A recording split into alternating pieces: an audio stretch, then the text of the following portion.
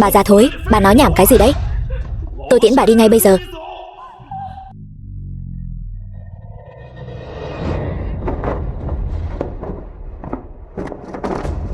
Chán sống.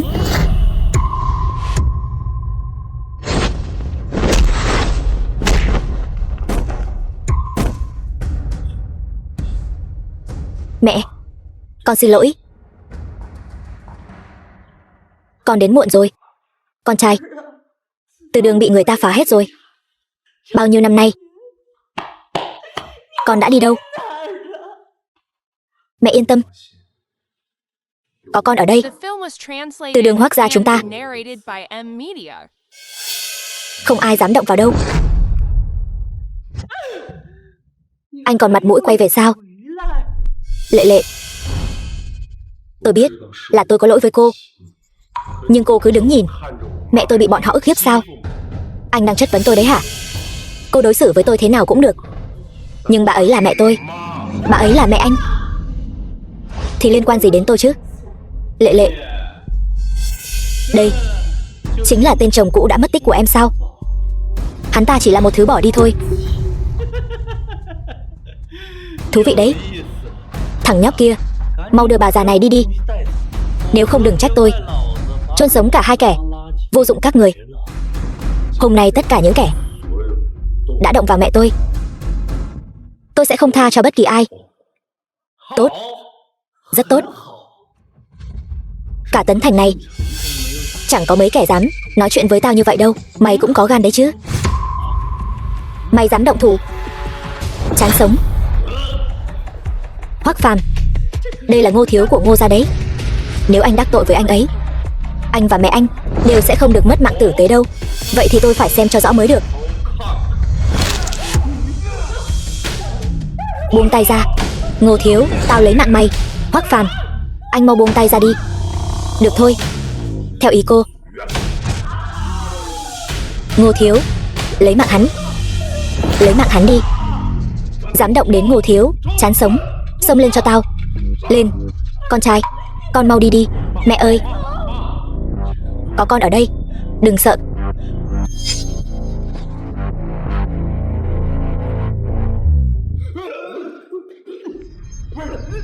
Đây, con đứng ngây ra đó làm gì?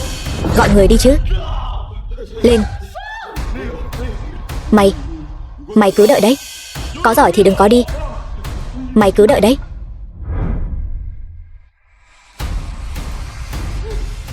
Mày mất mạng chắc rồi. Hoắc Phàm, anh đã đắc tội với Ngô thiếu. Anh chỉ có một con đường mất mạng thôi. Thật sao? Chỉ dựa vào bọn chúng thôi sao?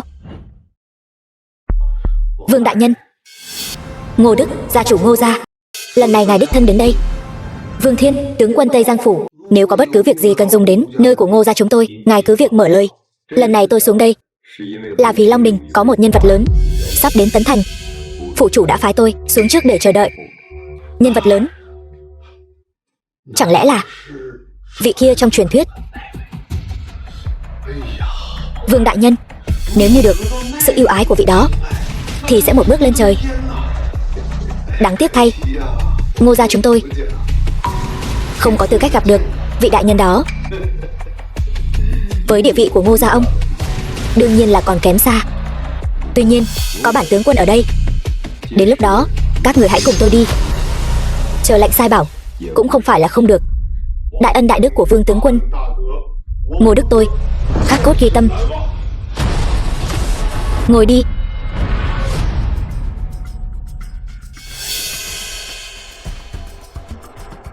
Vương tướng quân, thất lễ rồi.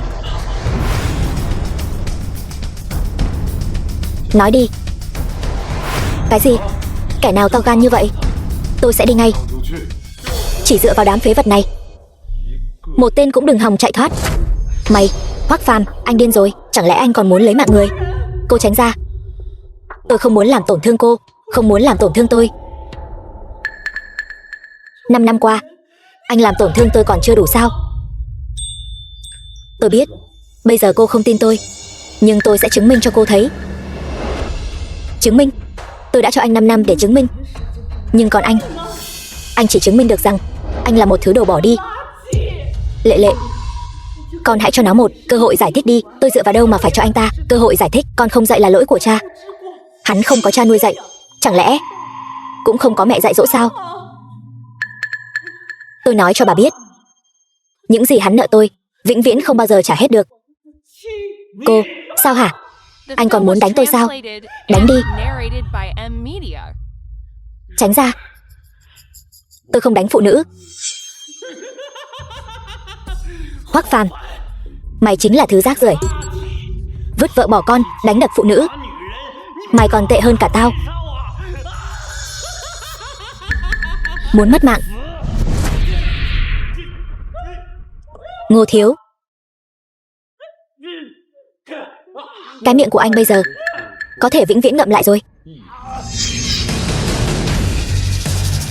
Mau thả con trai ta ra, nếu không thì mất mạng. Ngô Thiếu, nhìn khắp cả Tấn Thành này vẫn chưa có ai dám bất kính với nhà họ Ngô ta. Rốt cuộc cậu là ai? Thân phận của ta ông không xứng biết. Lật trời rồi, cậu dám động vào con trai Ngô Đức ta. Cậu chán sống rồi sao? Vậy sao? Vậy thì ta phải thử xem. Cậu dám? Bậc nhân vật lớn của Long Đình đang là khách tại phủ nhà họ Ngô ta.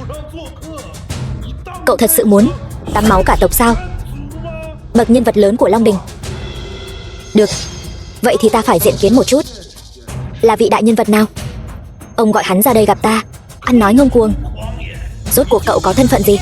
Ba, hắn ta là tên phế vật đã mất tích 5 năm của nhà họ Từ. Ba đừng nghe hắn ta nói xạo. Nhà họ Từ phế vật? Bác Ngô, bác ngàn vạn lần đừng hiểu lầm. Hắn ta và nhà họ Từ chúng tôi không có bất cứ quan hệ gì. Sống mất mạng thế nào đều không liên quan đến nhà họ Từ. Ba, hắn ta chính là vì miếng đất này mà đến gây sự đấy. Hắn ta còn làm gãy 4 ngón tay của con. Đúng vậy, ba. Con muốn đoạn tứ chi của hắn ta, để hắn ta cả đời làm phế nhân. Vì đống gỗ vụn này, cậu lại làm gãy 4 ngón tay của con ta. Ông động đến linh vị tổ tiên nhà họ Hoắc ta. Lấy mạng cả đám các người cũng không quá đáng, cuồng vọng. Gia chủ nhà họ Từ gặp ta còn phải quỳ xuống dập đầu. Cậu chỉ là một tên ở rể phế vật của nhà họ Từ. Hôm nay ta phải cho cậu biết chữ tử viết như thế nào. Ba, đừng nói nhảm với hắn ta nữa. Con muốn đoạn gân mạch của hắn, giày vò hắn đến mất mạng. Tôi xin các người, tất cả sai lầm tôi xin gánh chịu. Các người có giận thì trút lên tôi đi. Út ngay. Mẹ.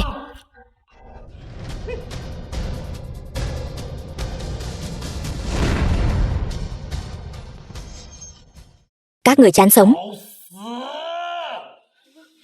Con ơi, bọn chúng đông người quá, sẽ đánh mất mạng con mất. Ba, vẫn là bà lão này thức thời đấy. Hoắc Phàm, hay là mày vẫn nên ngoan ngoãn để tao đoạn gân mạch đi. Ít nhất nửa đời còn lại mày còn có thể làm ăn mày.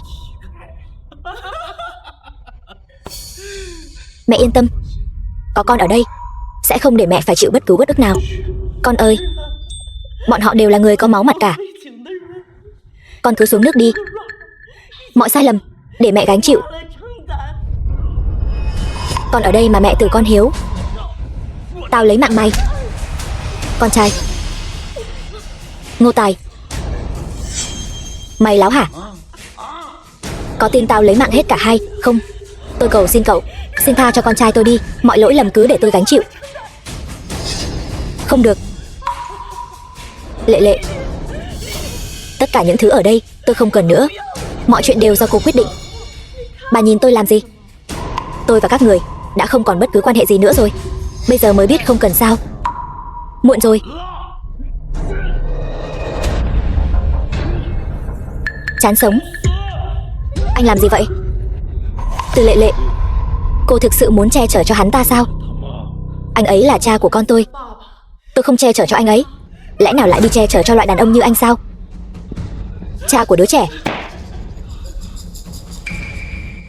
Sao cô có thể làm ra loại chuyện này chứ? Anh đúng là nực cười thật đấy. Anh đã nợ tôi trọn vẹn 5 năm thanh xuân. Anh có tư cách gì mà nói chuyện với tôi như vậy? Cô.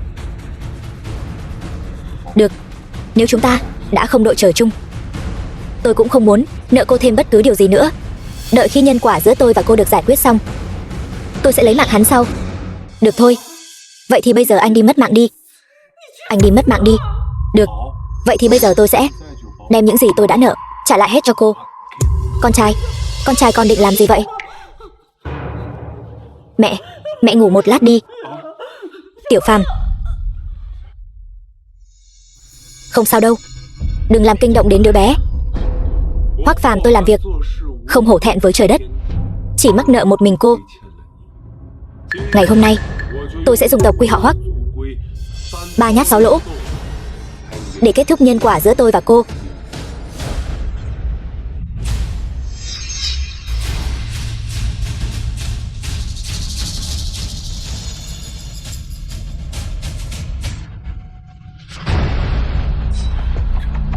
Hắn ta bị điên rồi sao?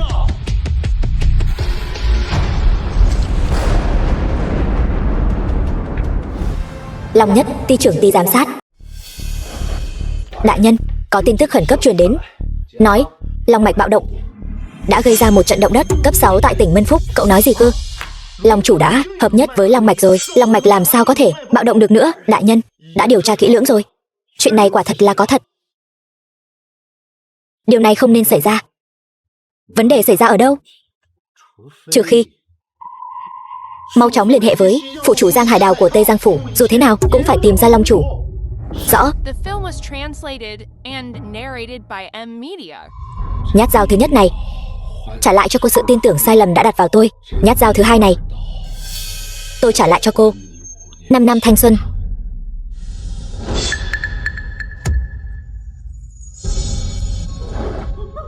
Đại nhân, không được, lui xuống.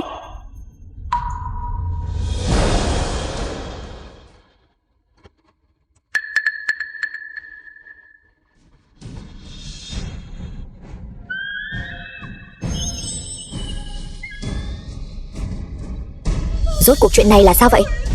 Ngô thiếu, thật là thấy ma sống rồi. Tổ tiên nổi giận, cống phẩm mốc meo, chim én chim sẻ tự kết liễu. Đây là điềm báo vong quốc loạn thế.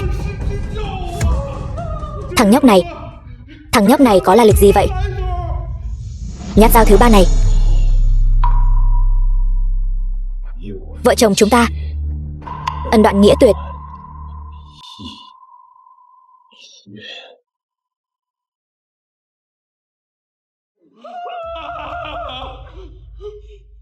"36 vụ tuyết lở ở dãy núi Huyền Thiên, Giang Hải Đào, phủ chủ của Tây Giang Phủ. 81 trận động đất ở Cửu Châu, cửa biển ngập lụt, sóng thần ngập trời. Không thể đợi thêm nữa, lập tức đến Tấn Thành, bất chấp mọi giá, phải tìm được long chủ với tốc độ nhanh nhất. Khởi hành." Vâng.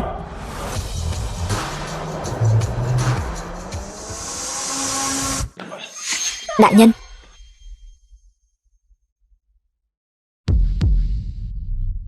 ba nhát 6 lỗ,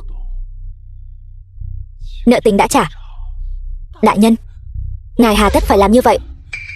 Bọn họ chỉ là lũ kiến hôi, ngài làm sao có thể tự làm tổn thương thân thể chứ? Đây là điều ta nợ cô ta, bây giờ đã trả hết rồi. Mày tưởng mày đâm mình vài nhát là tao sẽ sợ mày sao? Tao và mày vẫn chưa xong đâu. Kẻ nào mạo phạm đại nhân mất mạng, còn tiện nhân này dám đánh tao, chán sống. Anh mới là kẻ chán sống. Vương tướng quân đến.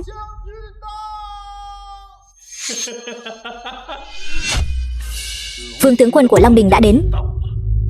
Mày còn dám ngông cuồng nữa không? Không ngờ Vương tướng quân lại coi trọng Ngô gia ta đến vậy, lại chủ động đến để trấn uy cho Ngô gia ta. Xem ra sau này còn phải hiếu kính nhiều hơn nữa. Đây chính là lá bài tẩy của Ngô gia các người sao? Dám ở dưới mắt Vương Thiên ta gây rối, đúng là không biết tốt xấu. Cung nghênh Vương tướng quân. Vương tướng quân, ngài sao lại đích thân đến đây? Vị đại nhân vật kia của Long Đình sắp sửa đến rồi. Một số rắc rối không cần thiết, xử lý càng sớm càng tốt, đừng lãng phí thời gian. Vương tướng quân cứ yên tâm, hắn chẳng qua chỉ là một tên rể phế vật của Từ gia, sẽ không làm lỡ đại sự của Long Đình chúng ta. Vương tướng quân của Long Đình ở đây, tao xem mày còn làm sao mà kiêu ngạo được. Long Đình Giang Hải Đào ở đâu? Danh húy của phủ chủ, sao anh có thể gọi thẳng ra? Ngay cả đại nhân của chúng ta anh cũng không quen biết, còn dám ở đây la lối. Xem ra vị trí phủ chủ Tây Giang này nên đổi người rồi. Ngay cả Từ Đường Hoác gia ta cũng không bảo vệ được, giữ hắn lại có ích gì? Ngông cuồng, một tên ở rể của Từ gia lại dám nói ra lời đại nghịch bất đạo như vậy. Ngô Đức, ông còn chờ gì nữa? Vương tướng quân, xin đừng nổi giận, tôi sẽ xử lý ngay. Tên khốn, cứ chờ mất mạng đi. Tiểu tử ngông cuồng, không biết tự lượng sức mình. Hỗn xược, đối đầu với Vương tướng quân, Hoác gia các người đáng đời, bị tan nhà nát cửa. Hôm nay anh nhất định phải mất mạng ở đây. Tài Nhi, cậu dám lấy mạng con tôi, sỉ nhục mẹ ta, sỉ nhục tổ tiên nhà họ Hoác ta, sỉ nhục Hoác Phàm ta, mất mạng không hết tội. Ngay trước mặt tôi còn dám lấy mạng người. Cậu coi tôi không tồn tại sao? Lấy mạng hắn, lấy mạng cho ta. Lên, không chừa một ai. Một đám kiến hôi cũng dám cản rỡ. Không ngờ tên phế vật như cậu bên cạnh còn có một cao thủ như vậy. Nhưng người của Long Đình ta cũng không phải người cậu có thể động vào. Chịu mất mạng đi. Chán sống. Sao có thể? Sao cậu có thể mạnh đến vậy? Tôi là tướng quân dưới trướng phủ chủ của Tây Giang phủ Long Đình. Cậu không thể lấy mạng tôi. Bằng không thì sao? Bằng không Long Đình nhất định diệt cửu tộc nhà cậu.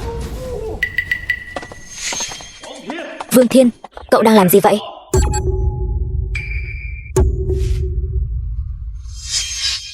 Phủ chủ cứu tôi. Giang Hải Đào, mày xong đời rồi. Phủ chủ giáng lâm, mày chắc chắn phải mất mạng. Ông còn mặt mũi nào đến gặp tôi sao? Rốt cuộc ở đây đã xảy ra chuyện gì? Quản lý thuộc hạ không nghiêm, nhìn người không rõ. Giang Hải Đào, vị trí của ông nên đổi người rồi. Cản rỡ, trước mặt phủ chủ đại nhân còn dám ăn nói ngông cuồng. Mày tự tìm đường mất mạng. Ở Tây Giang này vẫn chưa có ai dám bất kính với Long Đình ta. Cậu có chút bản lĩnh, nhưng cậu có mắt không tròng. Mạo phạm thiên uy của phủ chủ, cậu mất mạng không đáng tiếc. Muốn trách thì trách cậu không có mắt. Hôm nay chính là ngày mất mạng của cậu. Chúng ta nợ mới nợ cũ, tính chung luôn. Phủ chủ đại nhân, ngài phải làm chủ cho tôi. Thằng nhãi danh này không chỉ miệt thị Long Đình, hắn còn coi mạng người như cỏ rác, đánh mất mạng con trai tôi. Phủ chủ đại nhân, nhất định phải khiến hắn trả giá bằng máu. Đại nhân, thằng nhãi này quả thật là không coi ai ra gì. Không chỉ lấy mạng Ngô Tài, còn suýt chút nữa lấy mạng của tôi. Phủ chủ đại nhân, hôm nay nhất định phải khiến hắn mất mạng không toàn thây để giữ gìn luật pháp. Vậy các người cưỡng chế phá rỡ Từ Đường nhà họ Hoác. Con trai ông sỉ nhục lão thái quân nhà họ Hoác, nên tính thế nào? Các người dám động vào Từ Đường nhà họ Hoác? Cô nói bậy. Mảnh đất này vốn dĩ là đồ không biết điều, còn không câm miệng. Đại nhân, tôi cưỡng chế phá rỡ Từ Đường họ Hoác, sỉ nhục cha mẹ người khác. Tôi thấy các người sống ngán hết rồi. Đại nhân, cái Từ Đường rách nát này chỉ thờ mấy tấm ván gỗ mục này thôi, phá rồi thì thôi đi. Nhưng con trai của Ngô Đức có mắt không tròng, vô cùng ngu xuẩn. Đầu óc cậu bị hỏng rồi sao? Từ Đường Hoác gia này cũng là nơi cậu có thể động vào sao? Đồ phế vật không có mắt. Cậu đã gây ra họa lớn cho tôi rồi. Ngài bớt giận, xin ngài bớt giận. Truyền lệnh của ta, Vương Thiên, Ngô Đức lập tức cách chức, sắp xếp đến hầm mỏ số 80 ở Tây Sơn đào than. Cái gì? Hầm mỏ số 80? Đó là hố chôn người trong truyền thuyết, có đi không có về. Đại nhân, ngài bớt giận, xin ngài bớt giận. Đại nhân, tôi đã làm việc cho ngài bấy nhiêu năm nay, không có công lao cũng có khổ lao chứ. Chỉ vì thằng nhóc này mà ngài lại cách chức tôi sao? Hắn chỉ là một con kiến hôi nhỏ bé, hắn dựa vào cái gì? Chỉ trách là cậu tự mình không biết điều, tự tìm đường mất mạng. Hoác tiên sinh, chuyện này là do tôi quản lý không tốt, vẫn xin ngài tha tội. Tha tội? Vậy Từ Đường Hoác gia của ta bị hủy, ông đáng tội gì? Chuyện này quả thực là do tôi thất trách. Chỉ cần Hoắc tiên sinh ngài thấy hài lòng, Giang Hải Đào tôi sẵn lòng chịu sự xử lý. Cái danh phủ chủ Giang này, ông không muốn nữa sao? Nhìn xem chuyện tốt mà cậu làm đi, còn không mau quỳ xuống dập đầu tạ tội với Hoắc tiên sinh. Tôi xin lỗi, là tôi có mắt không thấy Thái Sơn, tôi đáng mất mạng. Cậu không cần bái tôi, người cậu nên bái là tổ tiên Hoắc gia của tôi. Cái gì? Bắt tôi bái đống này sao? Bảo cậu bái thì cậu bái đi. Cậu tiếp tay làm điều ác, cưỡng chế phá hủy từ đường Hoắc gia, bái lại là việc cậu đương nhiên phải làm. Vương Thiên tôi đường đường là nam nhi 7 thước, chỉ bái trời bái đất bái cha mẹ, bái quyền quý, bái cái từ đường Hoắc gia nhỏ bé này, tôi còn mặt mũi nào gặp tổ tiên Vương gia của tôi nữa. Bắt tôi bái, chi bằng lấy mạng tôi đi, chán sống. Hoắc tiên sinh bớt giận, được bái tổ tiên Hoắc gia là vinh hạnh của cậu, còn không mau bái đi. Nếu không Hoắc tiên sinh nổi giận, tôi cũng không bảo vệ được cậu đâu. Không thể nào. The film was translated and narrated by N Media. Tôi bái. Vương Thiên có mắt không tròng, xúc phạm tổ tiên Hoắc gia, xin tổ tiên Hoắc gia tha tội.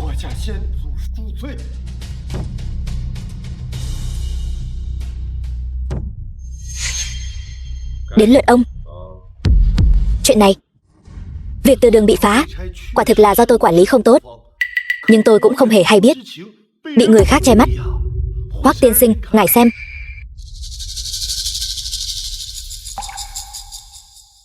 Tôi tuy không hay biết, nhưng quả thực khó thoát khỏi tội lỗi. Hoắc tiên sinh, tôi sẵn lòng đích thân giám sát việc xây dựng lại từ đường Hoắc gia, chỉ xin Hoắc tiên sinh ngài nguôi giận.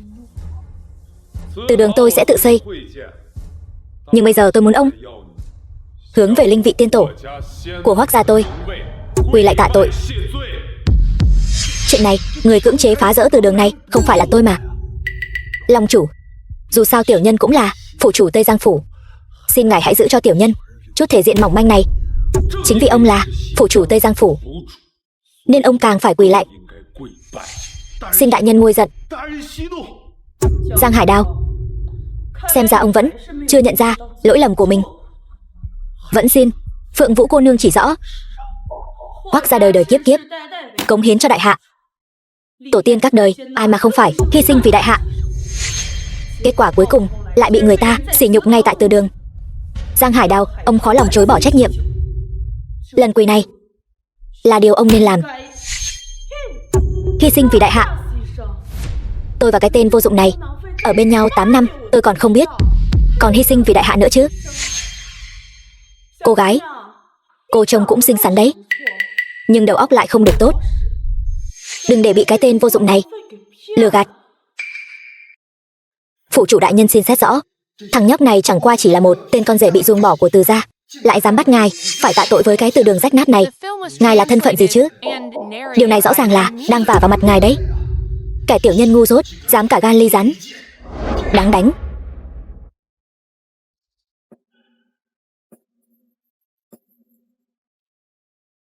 Hoắc gia cả nhà trung liệt, nay tổ tiên bị sỉ nhục. Giang Hải Đào, tôi khó lòng chối bỏ trách nhiệm, xin các vị tổ tiên rộng lòng tha thứ cho tôi.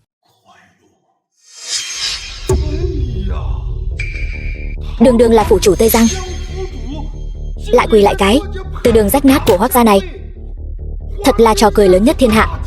Không biết điều, cưỡng chế phá rỡ từ đường Hoắc gia, ông là kẻ chủ mưu. Không phải chỉ quỳ lại là có thể xong chuyện, chỉ có lấy tim lấy gan ra mới an ủi được linh hồn Hoắc gia trên trời. Tôi xem ai dám. Đây chẳng lẽ là tù long lạnh của quốc sư đương triều? Thấy lệnh bài này như thấy quốc sư. Bái kiến quốc sư. Vị quốc sư này hiện nay ở đại hạ có thể nói là rất có uy danh, dưới một người trên vạn người. Hiện giờ văn võ bá quan đều phải nhìn sắc mặt ông ta. Xem ra 5 năm này ta ra ngoài phong ấn long mạch, đại hạ đã xảy ra rất nhiều chuyện rồi. Vương tướng quân quả là có chút nhãn quan. Không sai, đây chính là tù long lạnh của quốc sư. Quốc sư đại nhân có thủ đoạn thông thiên. Tù long lạnh này lại càng ẩn chứa uy lực khổng lồ. Bọn phế vật các người, làm gì được tôi chứ? Thủ đoạn thông thiên thì sao? Quốc sư còn con trong mắt tôi chẳng qua chỉ là một con kiến hôi, lớn hơn một chút mà thôi. Hỗn xược, cậu chỉ là một tên tiểu tặc còn con, sao lại dám phỉ báng quốc sư? Nếu biết điều, hãy quỳ xuống, dập đầu 3 cái thật mạnh cho tôi, rồi tự phế 2 chân, tự lấy tim gan ra. May ra tôi còn có thể tha cho tộc nhân của cậu một mạng, bằng không cửu tộc nhà họ Hoắc sẽ phải chôn cùng con trai tôi. Chán sống. Thật sự nghĩ rằng tôi không dám đánh trả sao?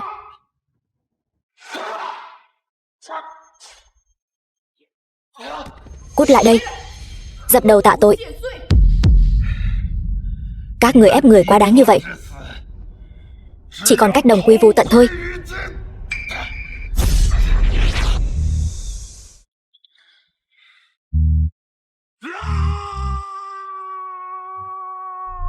Long mạch trên đời này đều đã bị trấn áp hết rồi, sao vẫn còn rồng chứ? Con rồng này thật sự quái dị, toàn thân bị tà khí quấn quanh, không nên tồn tại trên đời. Quốc sư đại hạ này rốt cuộc có thân phận gì? Chỉ là một tấm lệnh bài còn con, lại có năng lượng đến mức này. Quốc sư đại nhân quả thực là kỳ nhân thiên hạ. Tấm lệnh bài này, nó có thể nuốt chửng tất cả oán niệm trên đời để làm sức mạnh. Máu tươi khiến nó hưng phấn, đau đớn làm cường tráng thể phách nó.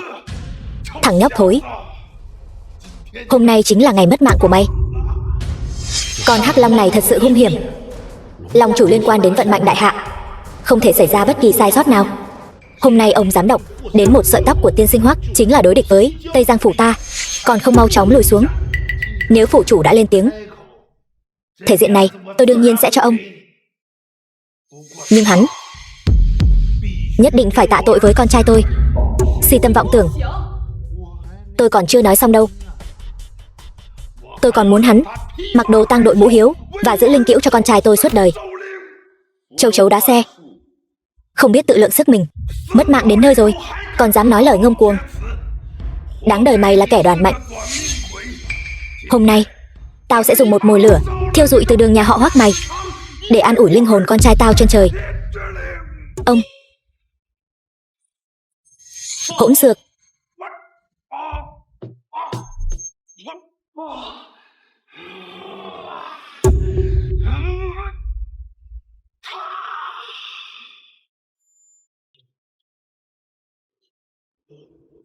Không ngờ rằng tù long lạnh này lại không thu được dù chỉ một chút oán khí nào của mày. Nhưng con lên trong bùn lầy, định trước không thể thành rồng được. Hôm nay tao sẽ dùng máu của mày để tế bái cho con trai tao, hóa tà niệm trời đất thành của mình.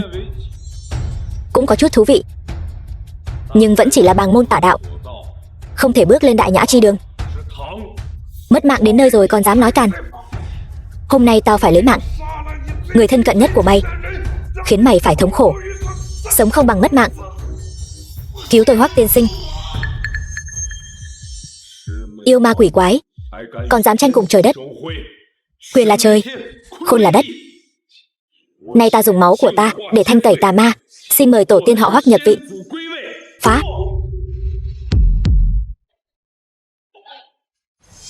Không thể nào. Mày đã dùng tà thuật gì?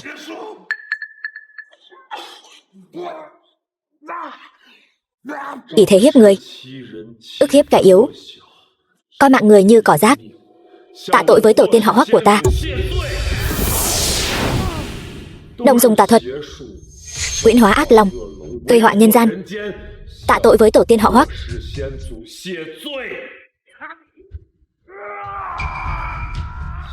Cưỡng chế phá hủy từ đường họ Hoắc ta, kinh động tổ tiên họ Hoắc ta. Tạ tội với tổ tiên họ Hoắc của ta.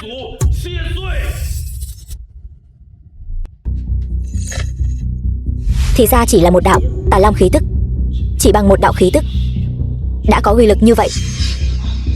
Xem ra con tà long này không thể xem thường. Chỉ đơn thuần là phong ấn e là không được. Nếu không nhanh chóng diệt cỏ tận gốc, nhất định sẽ gây họa cho đại hạ ta. Nói, quốc sư ở đâu? Tào Khinh, đồ tiểu nhân vô sỉ, mày không xứng biết tin tức về quốc sư. Biết điều thì mau thả tao ra. Nếu không, quốc sư sẽ không tha cho mày. Nói ra tin tức về quốc sư, ông còn có thể sống. Nếu không, ông chính là tự tìm đường mất mạng. Đừng tưởng rằng mày có chút mấy chiêu võ mèo cào thì ghê gớm. Mày tính là cái thá gì? Mày chỉ là một con kiến thôi. Mau thả tao ra. Mày không xứng biết tin tức về quốc sư đại nhân. Tao sẽ không bán đứng quốc sư đại nhân. Tôi cho ông cơ hội cuối cùng. Nói ra tin tức của quốc sư, tôi sẽ cho ông mất mạng toàn thây. Đừng thách thức sự kiên nhẫn của tôi. Tao nói lại lần nữa, tin tức về quốc sư đại nhân mày không xứng biết. Muốn mất mạng, lại đây. Một trưởng đánh mất mạng tao đi. Quốc sư đại nhân sẽ không tha cho mày đâu. Hoắc đại nhân, xin hạ thủ lưu tình. Giang Hải Đao. Hoắc tiên sinh, tôi có một cách, nhất định có thể tìm được tin tức của quốc sư. Mong Hoắc tiên sinh cho tôi một cơ hội để chuộc tội. Được, tôi cho ông cơ hội cuối cùng. Đừng làm tôi thất vọng. Cách này chắc chắn vạn vô nhất thất. Ông muốn làm gì? Tôi muốn làm gì? Ông có biết Giang Tây phủ ta có một bí thuật tên là nhiếp hồn đại pháp không? Nhiếp hồn đại pháp này có thể dò xét ký ức của người khác. Nếu quốc sư đại nhân biết hành tung của ngày ấy là do ta tiết lộ, nhất định sẽ không tha cho ta. Giang Hải Đao, ông tuy là phủ chủ Tây Giang cao quý, nhưng ông so với quốc sư đại nhân vẫn là một trời một vực. Tôi khuyên ông nên tự biết điều đi. Kẻ thức thời mới là Trang Tuấn Kiệt. Ông muốn làm gì? Làm gì hả?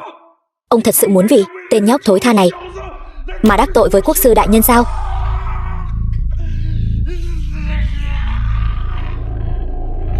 Tôi đã thấy rồi. Cảnh cáo lần cuối, đừng có mà không biết điều. Tiếp tục đi.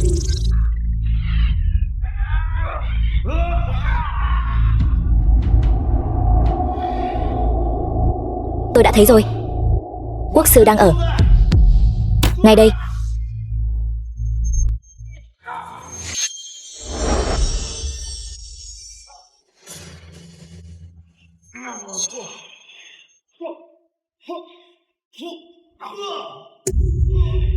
Hoắc tiên sinh, đây là... Sao lại như vậy? Tà long khí tức phụ thể. Quả nhiên là tà thuật. Lại có thể trong thời gian ngắn nâng cao tu vi lên đến mức độ này. Cảm tạ ân huệ của quốc sư đại nhân. Ngô đức ta suốt đời khó quên.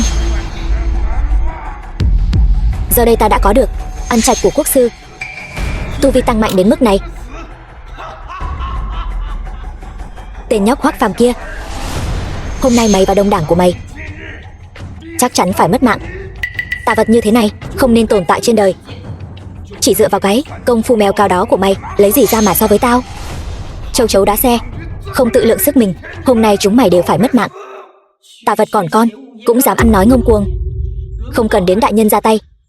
Hôm nay ta sẽ kết liễu ông. Được, hôm nay ta sẽ lấy cái mạng nhỏ của cô để luyện tay một chút. Chán sống.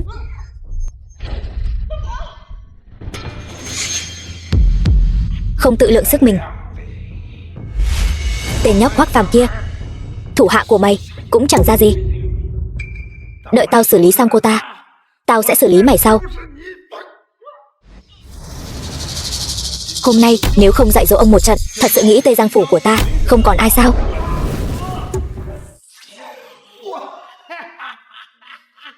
Sao lại như vậy? Giờ đây các người đều không phải là đối thủ của ta. Thằng nhóc thỏ đế, tao muốn tàn sát hết những người bên cạnh mày. Cuối cùng sẽ giày vò mày đến mất mạng để tế bái cho con trai tao. Dựa vào ông mà cũng xứng sao? Mất mạng đến nơi rồi mày còn dám như vậy? Thằng danh con, mày hãy nhớ kỹ cho tao. Trên đời này mãi mãi là kẻ mạnh làm chủ. Kẻ yếu chỉ xứng đáng bị tao dẫm đạp dưới chân thôi. Ồn ào.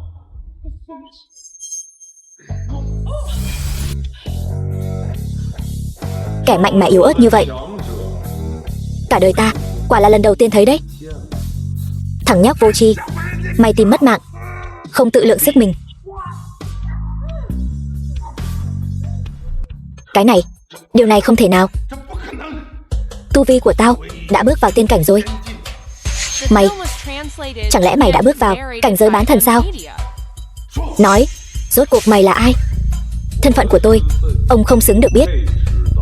Giả thân giả quỷ, bao nhiêu tiền bối, cả đời này cũng không thể đạt tới. Tao nghĩ mày cũng không thể nào. Nói, mày rốt cuộc đã dùng tà thuật gì? Vô tri, Long chủ đại nhân đã nhập thần cảnh. Một tên bán thần còn con, đến xách giày cho đại nhân cũng không xứng. Nói, về quốc sư, ông biết những gì? Quốc sư đại nhân có ân tái tạo với tao, tao sao có thể bán đứng ngài ấy? Huống chi mày lại là hung thủ lấy mạng con tao. Tao hận không thể lấy ra mày. Muốn moi được thông tin từ miệng tao, nằm mơ. Tôi cho ông thêm một cơ hội nữa. Nói hay là không nói? Dám lấy mạng tao, quốc sư đại nhân nhất định sẽ báo thù cho tao. Ý kiến hay đấy. Tôi còn đang lo không tìm được hắn đây. Lấy mạng ông, vừa hay hắn tự chui đầu vào giọ. Đại nhân, lũ kiến còn con, không đáng để ngài ra tay. Để thuộc hạ kết liễu hắn. Kẻ sĩ thà chịu mất mạng chứ không chịu nhục. Tùy cô. Tạ đại nhân.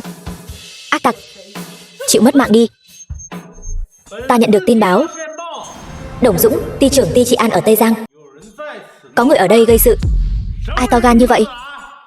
Vị này là ty trưởng ty trị an của tỉnh Tây Giang đấy. Mấy tên nhãi danh chúng mày, tao xem chúng mày còn kiêu ngạo thế nào. Ty trưởng đại nhân, ngài phải làm chủ cho tôi. Thằng nhãi này không chỉ lấy mạng con tôi, còn dám làm nhục quốc sư trước mặt mọi người. Nếu không phải ngài đến kịp lúc, tôi đã bị chúng diệt khẩu rồi. Giữa thanh thiên bạch nhật lại có người dám làm chuyện như vậy. Thằng nhãi danh, lá gan của cậu lớn thật đấy. Không chỉ có vậy, đám người này đều là đồng phạm. Ty trưởng đại nhân, nhất định phải vì nhà họ Ngô tôi làm chủ, đòi lại công đạo cho quốc sư. Mấy tên nhãi danh chúng mày cứ chờ mất mạng đi. Tên phế vật hoắc phàm này, tôi sắp bị hắn hại mất mạng rồi. Đồng Dũng kia là Diêm Vương sống khét tiếng đấy. Không được, việc cấp bách bây giờ là tôi phải mau chóng trốn thôi. Dám gây sự ngay trước mắt ta, gan của cậu lớn thật đấy. Đồng Dũng, bản phủ chủ ở đây. Chuyện này còn chưa đến lượt ông nhúng tay vào. Mau chóng rời đi. Phủ chủ đại nhân, lời này của ngài sai rồi. Ta thân là ty trưởng trị an, bảo vệ sự yên bình của tỉnh Tây Giang là trách nhiệm của ta. Giữa thanh thiên bạch nhật có người ở đây hành hung, ta sao có thể làm ngơ được chứ? Ta bây giờ là dùng thân phận phủ chủ ra lệnh cho ông mau chóng rời đi. Quân và chính vốn dĩ không phải là một thể. Ta là nể mặt ông mới gọi ông một tiếng phủ chủ. Sao nào? Ông thật sự nghĩ mình là đại nhân rồi sao? Ông, người đâu?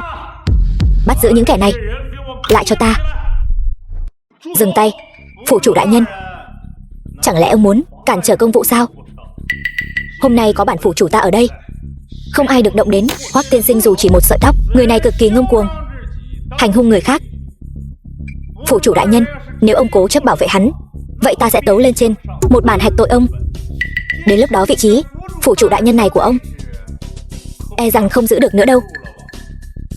Hôm nay cho dù phải đánh đổi vị trí phủ chủ của ta, Hoắc tiên sinh, ta cũng nhất định phải bảo vệ. Thật trùng hợp, hôm nay tên cuồng đồ này ta cũng nhất định phải quản. Ra tay. Dừng tay. Dám động đến một sợi tóc của Hoắc tiên sinh, hôm nay các người đừng hòng yên ổn rời đi. Ngài ấy là... Không ngờ ta ra ngoài 5 năm, Tây Giang này lại trở nên đen tối đến thế. Hôm nay ta phải xem thử còn bao nhiêu thứ dơ bẩn mà ta chưa từng thấy. Dựa vào mày mà cũng xứng sao? Mày chỉ là một tên tiện dân hèn mọn, mất mạng cũng không đáng tiếc. Trước mặt ty trưởng đại nhân mà còn dám lớn tiếng. Mày muốn mất mạng sao? Thế thế nào là tự lượng sức mình? Chẳng lẽ còn muốn ta phải nhắc nhở ông lần nữa sao? Cái thứ chó săn đỉ thế người khác, chuyện này cũng có phần cho ông nói sao? Ngông cuồng, ty trưởng ta ở đây mà cậu còn dám làm càn như thế, quả thực không biết điều. Ông làm gì được ta? Tự tìm đường mất mạng. Người đâu? Lấy mạng tên cuồng đồ này ngay tại chỗ không cần hỏi. Các người dám? Thằng nhóc thối, cậu đừng có mà ngông cuồng. Việc phá hủy từ đường Hoác gia là do quốc sư đích thân chỉ thị. Hãy tự mình cân nhắc cho kỹ. Đắc tội với quốc sư, cậu có mấy cái mạng để sống sót. Lại là quốc sư, đúng là âm hồn không tan. Ty trưởng đại nhân, tên phế vật này cực kỳ ngông cuồng. Hắn không biết điều, lại dám ở trước mặt quốc sư mà dương oai diễu võ. Nếu không phải tiểu nhân hết lời ngăn cản, bọn chúng đã sớm đi rồi. Hắn lại dám dùng nhiếp hồn đại pháp để dò xét ký ức của tôi. Lại có chuyện như vậy sao? Một con kiến hôi bé nhỏ cũng dám lai chuyển trời đất. Thằng nhóc thối, tôi thấy cậu chán sống rồi. Không chỉ có thế, hắn còn mạnh tay lôi con hắc long do tù long lạnh hóa thành, đẩy nó vào chỗ mất mạng. Ty trưởng đại nhân, hủy tù long lạnh chính là đang hủy hoại thể diện của quốc sư. Chúng ta là những người trung thành với quốc sư, sao có thể làm ngơ được chứ? Cái gì? Tên tiểu tử này quả thực có chút bản lĩnh đấy. Thậm chí ngay cả khí tức hắc long cũng bị đánh bại. Ngô Đức huynh đệ, tôi thấy tên tiểu tử này thực lực không tầm thường. Chi bằng huynh đệ chúng ta liên thủ, cùng nhau trấn áp hắn. Ty trưởng đại nhân, trong lòng thuộc hạ cũng đang nghĩ như vậy. Tên tiểu tử thối, hôm nay chính là ngày mất mạng của mày. Tao muốn mày phải chôn cùng con trai tao. Chịu mất mạng đi.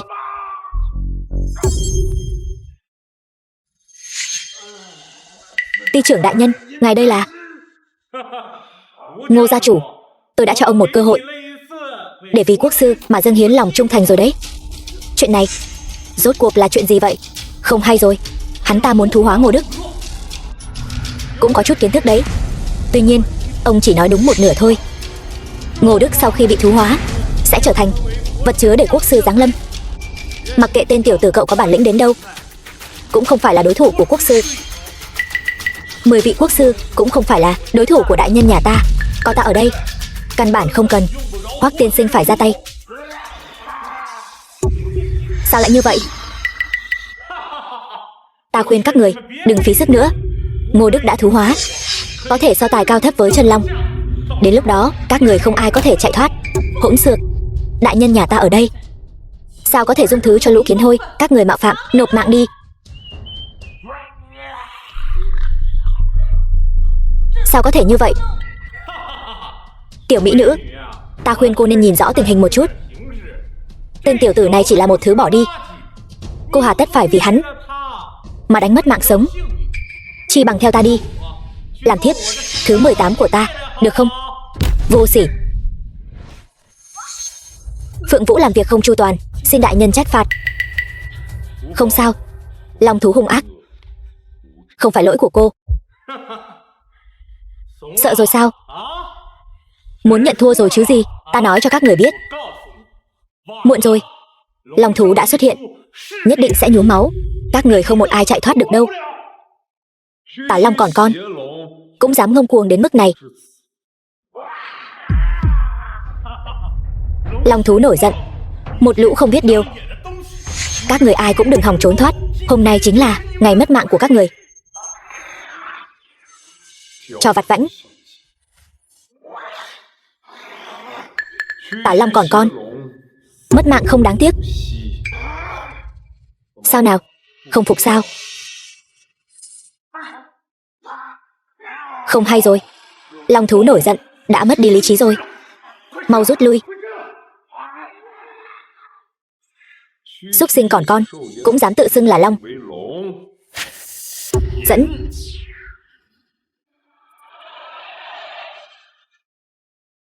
Hoắc tiên sinh, thần uy vô song. Đại nhân thần uy vô song. Hoắc Phàm, cậu hết lần này đến lần khác khiêu khích ta. quả thực không biết sống điều. Quốc sư, mau chóng giao long hồn của ta ra đây, bằng không ta sẽ khiến cậu tan thành cho bụi. Dựa vào ông mà cũng xứng sao? Tên nhóc danh, không biết trời cao đất dày. Ta là quốc sư đại hạ, dưới một người, trên vạn người. Về mặt cá nhân, công lực của ta cao hơn cậu gấp trăm lần. Lấy mạng cậu dễ như trở bàn tay. Ta cho cậu cơ hội cuối cùng, giao long hồn ra đây. Nếu ta cứ không đưa đấy thì sao? Hỗn xược. Đường lên thiên đàng có lối cậu không đi, đường xuống địa ngục không cửa lại tự lao vào. Đồ không biết điều, cậu là tự tìm đường mất mạng, không biết tự lượng sức mình. Ta muốn xem thử ông có bao nhiêu bản lĩnh.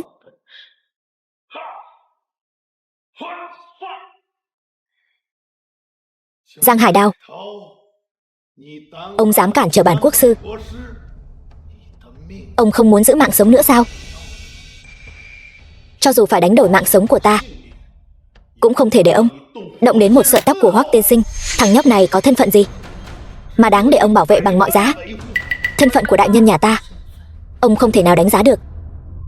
Nếu ta là ông, thì đã ngoan ngoãn quỳ xuống nhận lỗi rồi. Ngông cuồng.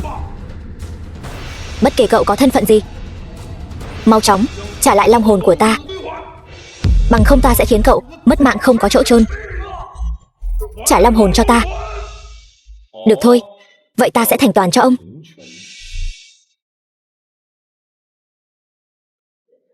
Hoắc tiên sinh, vậy tiếp theo chúng ta nên làm gì đây? Quốc sư này hành sự quỷ bí. Vừa rồi chúng ta đã không thể bắt được hắn, sau này nếu muốn tìm hắn, e rằng sẽ càng khó khăn hơn. Bắt đầu từ hắn, nhất định có thể bắt được tên lão tặc này. Dám động đến từ đường Hoắc gia ta, một người cũng đừng hòng thoát. Vậy tiếp theo chúng ta nên làm gì? Đánh phế tứ chi hắn, rồi ném ra đường. Vâng.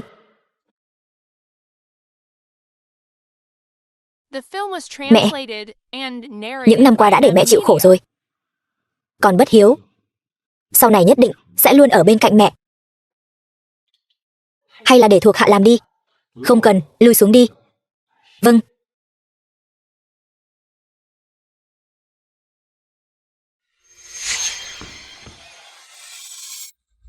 Thằng nhóc danh, lại có thể đánh bại long thú, quả thực là có chút bản lĩnh đấy. Đem bọn chúng đi cho ta. Đại nhân, bọn họ đã mất mạng rồi. Chuyện này không sao. Quốc sư có thủ đoạn thông thiên, có rất nhiều bản lĩnh mà chúng ta căn bản không thể tưởng tượng được. Việc cải tử hoàn sinh này chẳng qua chỉ là trò vặt mà thôi. Đem đi. Đi.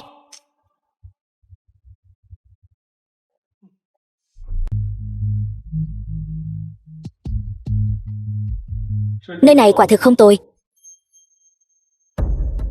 Cái đồ phế vật nhà cậu sao lại ở đây? Một nơi cao cấp như vậy cũng là nơi cậu có thể bước vào sao? Đồ coi thường người khác. Chuyện của đại nhân nhà chúng tôi khi nào đến lượt bà quản? Tránh ra, đừng cản đường. Các người phải biết, nơi này chính là sảnh tiệc cao cấp nhất toàn bộ Tây Giang đó. Những người đến tối nay đều là nhân vật lớn của tỉnh Tây Giang. Những kẻ có thân phận hèn mọn như các người cũng xứng tham gia sao? Hỗn xược. Cô gái này trông cũng không tồi. Cái tên này tốn bao nhiêu tiền để thuê cô, tôi trả gấp 10 lần. Cô cứ yên tâm, theo tiểu ra đây nhất định sẽ không bạc đãi cô đâu. Vô liêm sỉ. Cút ngay. Cô.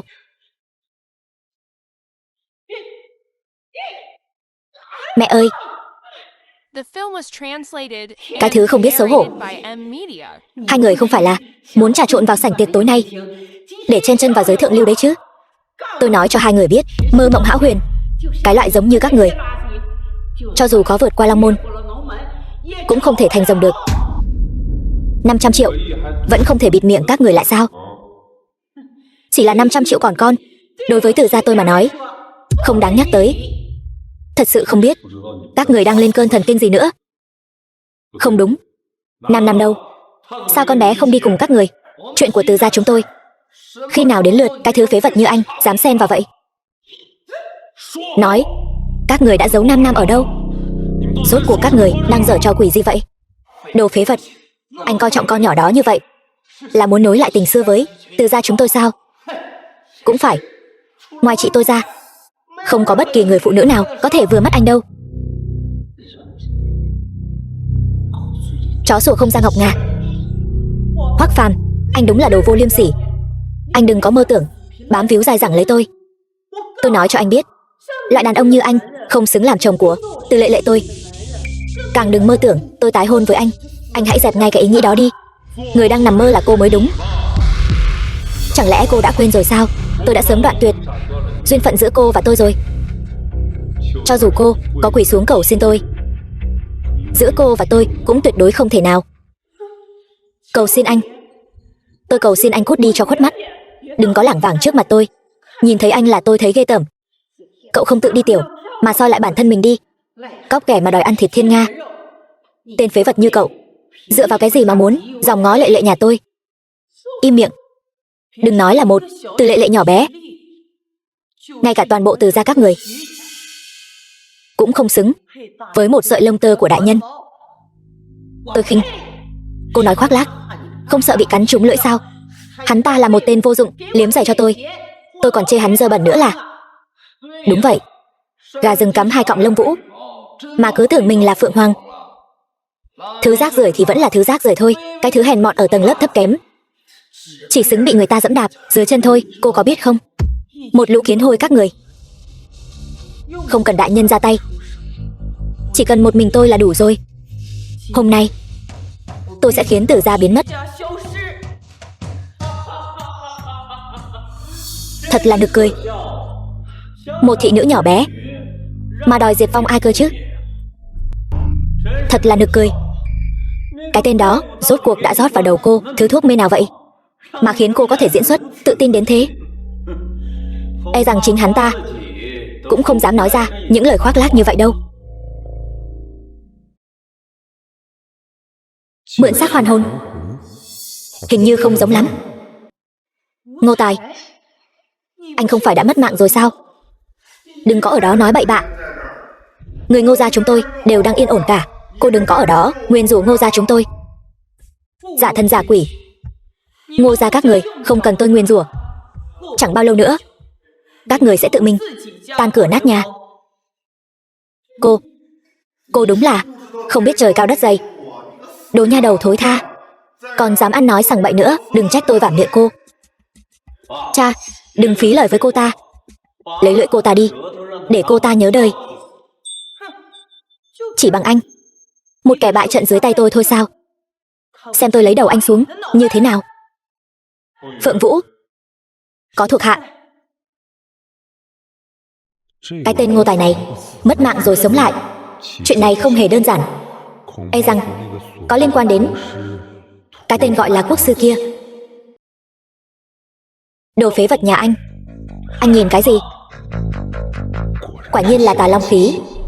Lục phủ ngũ tạng đều đã bị tà long khí xâm nhiễm. Người này chỉ là một con rối không có linh hồn. Tạm thời tha cho hắn một mạng, vừa hay có thể dùng làm mồi nhử để dụ dỗ tên trùm đứng sau bức màn kia. Cái tên này sao không nói gì thế kia? Theo tôi thấy là ở trước mặt Ngô đại thiếu gia không thể không cúi đầu rồi. Đồ thối tha, đúng là đồ thối tha mà. Cả đời này anh đừng hòng mà ngước mặt lên được. Đồ vô dụng nhà cậu thật đúng là một miếng cao dán chó mà. Muốn vứt cũng vứt không xong. Nhà họ Từ chúng ta đi đến đâu cậu đều theo đến đó. Tôi nói cho cậu biết, nếu biết điều thì cậu mau cút đi. Bà nói cái gì? Nói gì hả? Nói thật. Hai người các người thật khiến tôi cảm thấy ghê tởm. Tôi còn đang nghĩ 5 năm nay anh đã đi đâu, thì ra là theo con nhỏ này cùng nhau đi hưởng lạc rồi. Cầm miệng. Ăn nói ngông cuồng, vô lễ hết sức. Một đám kiến cỏ không biết điều nhà các người cũng dám mạo phạm Chân Long. Chân Long sao? Còn Chân Long nữa chứ? Tôi thấy anh ta chỉ là một con lươn thối thôi. Nha đầu thối. Hôm nay buổi tiệc này các người thật sự không xứng xuất hiện. Cho dù các người ở ngoài cửa làm chó giữ nhà thôi, các người còn không xứng. Không xứng là các người. Đừng có đực nước làm tới. Chỉ bằng hai người các người hôm nay đến đây, trực tiếp kéo thấp đẳng cấp của buổi tiệc này. Mau cút đi, bằng không tôi sẽ đánh phế tứ chi của hai người, dìm xuống sông cho cá ăn đấy. Tự tìm đường mất mạng. Hôm nay tôi nhất định phải đánh mất mạng anh.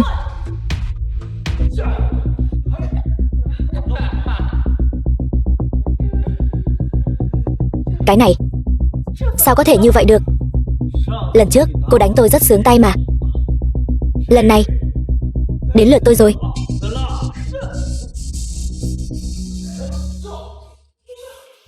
Không ngờ tu vi của tôi giờ đã tăng tiến vượt bậc, mà vẫn không phải là đối thủ của hắn. Các vị khách quý, hôm nay những người đến sảnh đều là những quyền quý của Tây Giang ta.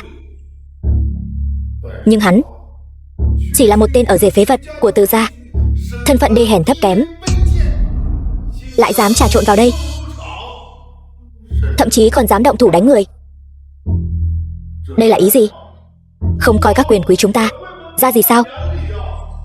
Đúng vậy, kẻ ác cáo trạng trước. Loại không biết điều như vậy chúng ta có thể mặc kệ được sao? Tên phế vật này, cậu đúng thật là to gan. Cũng không nhìn xem đây là nơi nào mà dám ở đây gây sự. Thật là không biết điều. Nếu không phải lát nữa còn có nhân vật quan trọng cần tiếp đón, chúng tôi nhất định sẽ khiến anh thân bại danh liệt. Còn không mau cút đi, cút ra ngoài đi. Không ngờ đám quyền quý Tây Giang còn con lại dám kiêu ngạo như vậy, dám tùy tiện định đoạt sinh tử của người khác. Thật khiến Hoắc Phàm tôi mở rộng tầm mắt. Láo xược, tôi nói cho cậu biết, những người quyền quý chúng tôi hôm nay cho cậu cút ra ngoài đã là nể tình lắm rồi. Cậu đừng có mà không biết điều. Tây Giang nhỏ bé, chỉ cần đại nhân tôi trở tay là có thể tiêu diệt. Cô láo xược, thật là không biết trời cao đất dày. Hôm nay Ngô gia tôi sẽ đại diện cho quyền quý Tây Giang, đoạn tuyệt con đường sống của tên phế vật này. Lý gia tôi nguyện cùng Ngô gia đoạn tuyệt đường sống của hắn. Vương gia tôi nguyện cùng Ngô gia đoạn tuyệt đường sống của hắn. Đoạn tuyệt đường sống của hắn, cùng nhau đoạn tuyệt đường sống của hắn. Các người thật to gan. Trương Mạn Lệ, đại tiểu thư Trương gia, bọn chuột nhắt các người lại dám mạo phạm Hoắc tiên sinh. Các người thật to gan. Còn không mau cút xéo nhường đường cho Hoắc tiên sinh. Chẳng phải nói cái tên này chỉ là một nhân vật nhỏ bé thôi sao? Đúng là ra đường không xem ngày lành tháng tốt mà. Cái tên ở rể phế vật nhà họ Từ này sao có thể có quan hệ với Trương nữ vương chứ? Hơn nữa, Trương nữ vương nắm giữ toàn bộ quyền lực kinh tế của Tây Giang. Lần này xong thật rồi.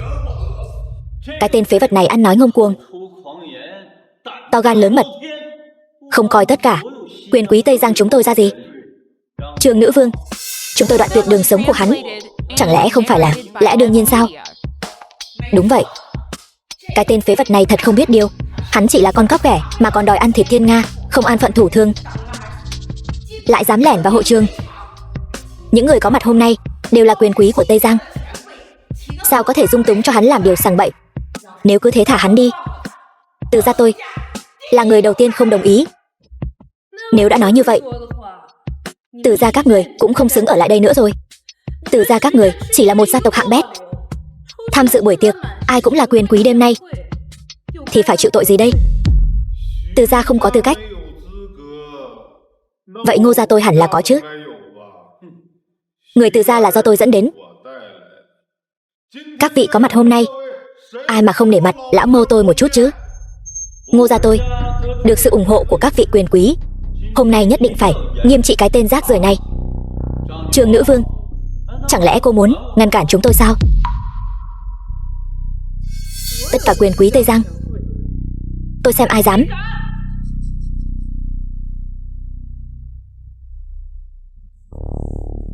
Từ gia tôi hôm nay nhất định không thể tha cho cái tên vô dụng này. Trương nữ vương, nể mặt cô. Mọi người không dám lên tiếng, nhưng Ngô gia tôi không phải là dạng vừa đâu. Hôm nay cái tên này phải mất mạng. Miếu nhỏ gió yêu lớn, một Ngô gia nhỏ bé cũng dám nhảy ra làm càn. Ngô Đức, ông đừng quên, ông còn có đơn hàng 1 tỷ đang nằm trong tay tôi đấy. Đây là đơn hàng mà lúc trước ông phải cầu xin hết lời mới có được. Sao vậy? Không muốn nữa sao? Đơn hàng 1 tỷ còn con, so với thể diện của Ngô gia tôi không đáng nhắc đến. Hôm nay nhất định phải nghiêm trị cái tên này. Được, vậy hôm nay tôi sẽ khiến Ngô gia ông diệt vong. Người đâu? Bắt hắn lại cho tôi xem ai dám. The film was Cái này. translated and narrated. Đây là lệnh bài của quốc sư đại nhân. Nhìn thấy lệnh bài này cũng như nhìn thấy chính quốc sư đại nhân vậy. Tham kiến quốc sư đại nhân. Coi như các người có mắt nhìn. Như các vị đã thấy, tôi hiện tại nghe lệnh quốc sư đại nhân. Quyết định của tôi chính là quyết định của quốc sư đại nhân. Hôm nay tôi phải nghiêm trị cái thứ rác rưởi này. Các vị, có ai không tuân theo không? Có ai phản đối không? Nghiêm trị không tha. Các người, nghiêm trị không tha. Trương Mạn Lệ làm việc không chu toàn, xin Hoắc tiên sinh trách phạt. Không sao, việc tôi muốn làm vẫn chưa có ai dám ngăn cản.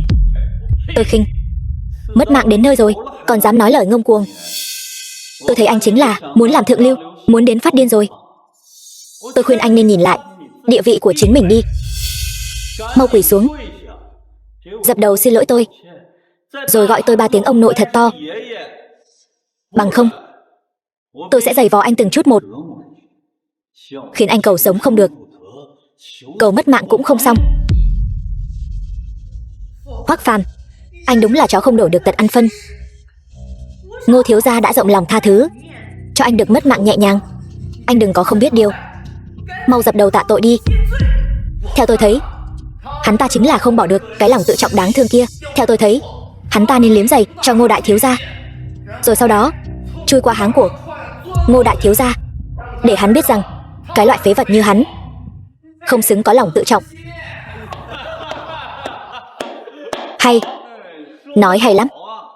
Được lắm, vậy thì tôi sẽ lấy mạng anh thêm một lần nữa. Hỗn xược, con tôi giờ đã khác xưa rồi. Đánh con tôi chẳng khác nào đánh vào mặt của quốc sư đại nhân. Hơn nữa tối hôm nay quốc sư đại nhân cũng sẽ đến hiện trường. Cậu dám làm tổn thương con tôi dù chỉ một chút, nhất định sẽ khiến cậu mất mạng không có chỗ chôn. Đúng vậy, mặc kệ anh có bản lĩnh lớn đến đâu, anh có phải là đối thủ của quốc sư không? Đừng có không biết trời cao đất dày nữa. Tôi khuyên anh vẫn nên ngoan ngoãn quỳ xuống cầu xin tha thứ đi. Đúng vậy, chỉ dựa vào cái tên vô dụng như cậu mà cũng dám làm càn ở đây, không biết tự lượng sức mình. Không cần quốc sư đại nhân ra tay, cái loại phế vật như hắn căn bản không xứng đáng xuất hiện ở nơi cao cấp như thế này. Quý tộc Tây Giang chúng ta nhất định có thể tiêu diệt hắn. Cả Tây Giang đối với đại nhân mà nói đều không đáng nhắc tới. Huống chi cái yến tiệc Vân Thiên còn con này, cũng chỉ có đám kiến hôi các người mới xem nó là thứ cao không thể với tới mà thôi. Thật là nực cười hết sức. Sự thật đã bày ra trước mắt cô rồi. Cô vậy mà còn dám nói đỡ cho cái thằng nhãi này. Cô là bị điếc hay là bị chúng tà thuật gì rồi? Hôm nay bản thiếu gia đại phát từ bi nói rõ cho cô biết, hắn ta chỉ là một tên phế vật. Một tên phế vật từ đầu đến cuối. Đúng vậy, hơn nữa còn là một phế vật hèn hạ đê tiện. Mau xin lỗi Ngô thiếu gia đi. Đúng là nhìn anh thêm một cái cũng thấy ghê tởm.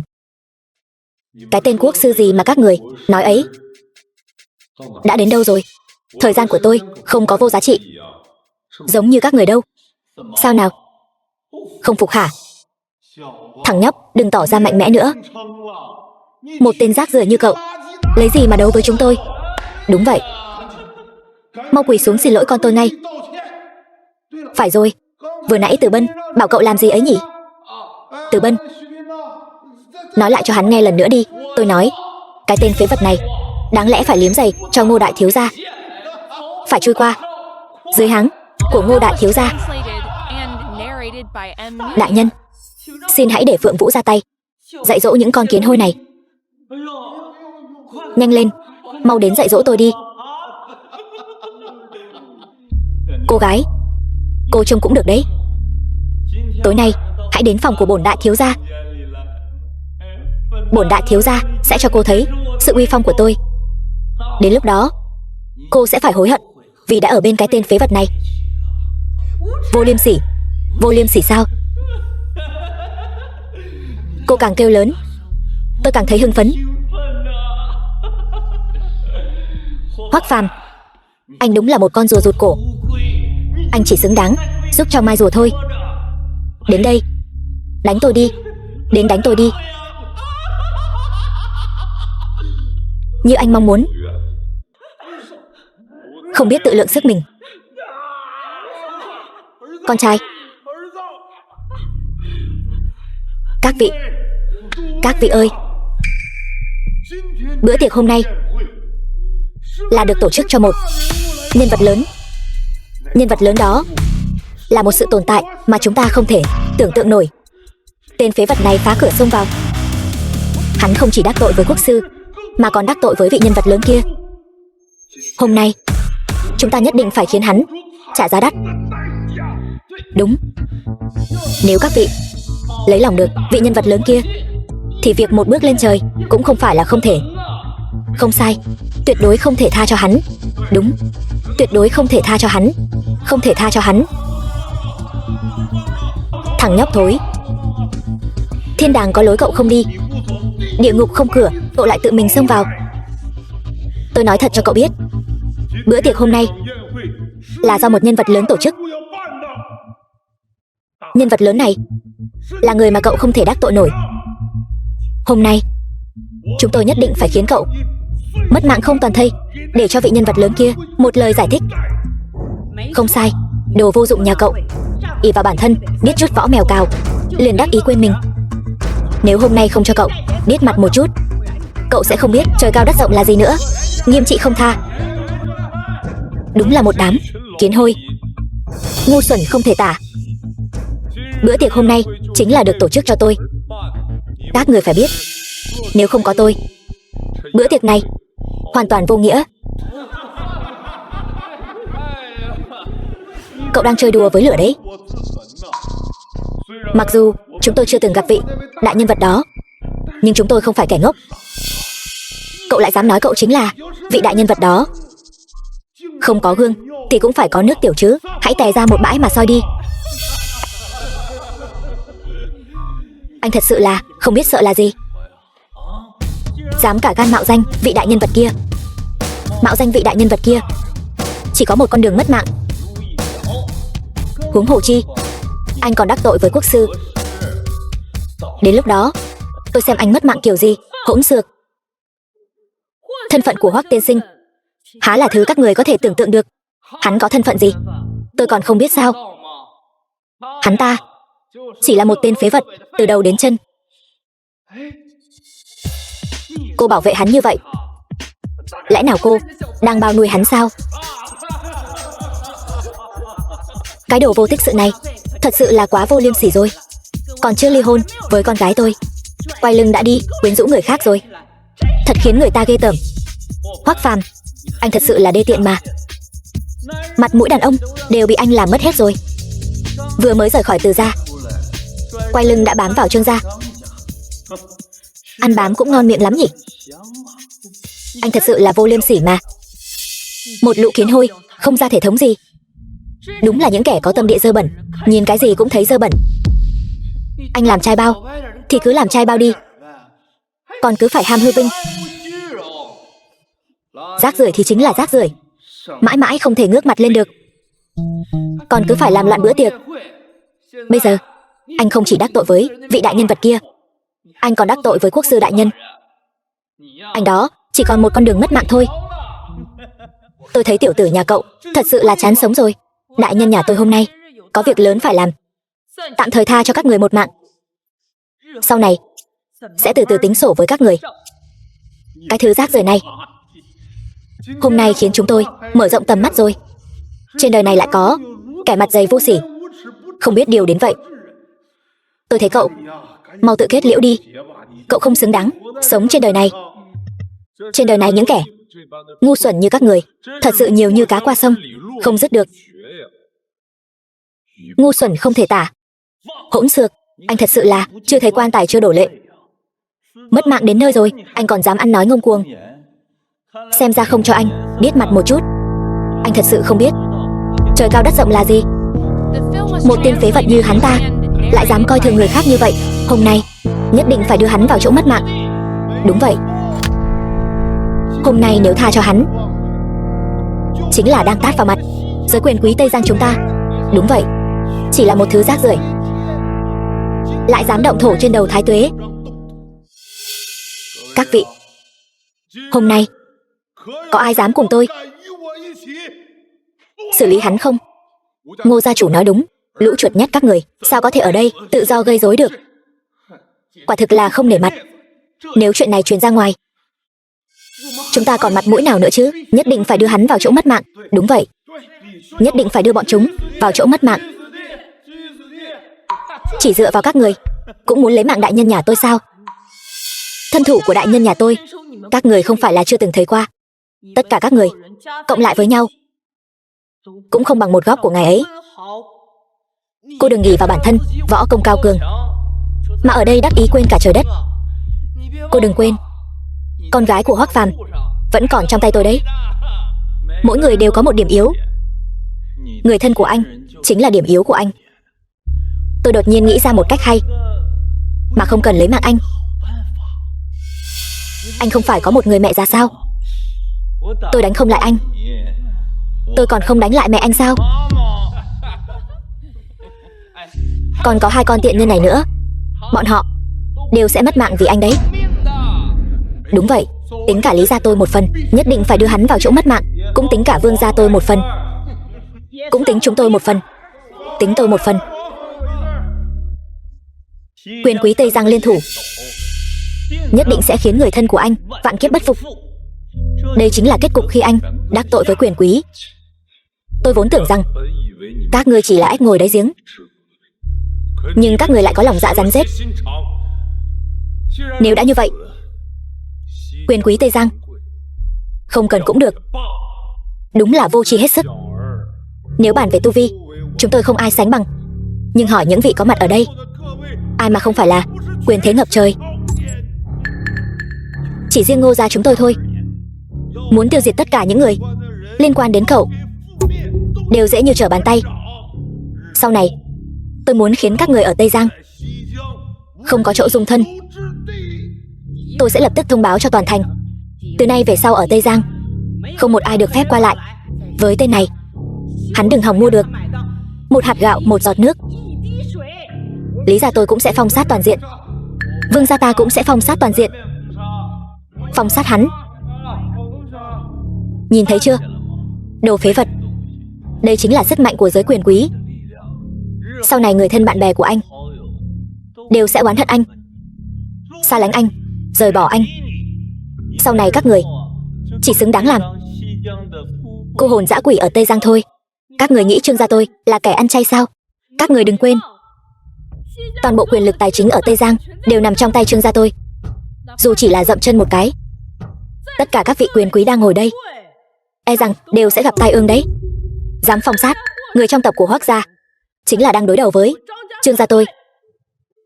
Đàn bà thối, cô đừng quên, hiện tại Ngô gia tôi đang làm việc cho quốc sư đại nhân đấy. Nếu khiến quốc sư đại nhân không vui, Trương gia cô có thể bị diệt vong trong chớp mắt. Vì Hoắc thị mà mất mạng, tôi quyết không từ nan. Nhưng các người hãy nghe cho rõ đây, chỉ cần Trương gia tôi còn tồn tại một ngày thì ai cũng đừng hòng động đến Hoắc tiên sinh, dù chỉ một cọng lông tơ. Sao phải làm như vậy chứ?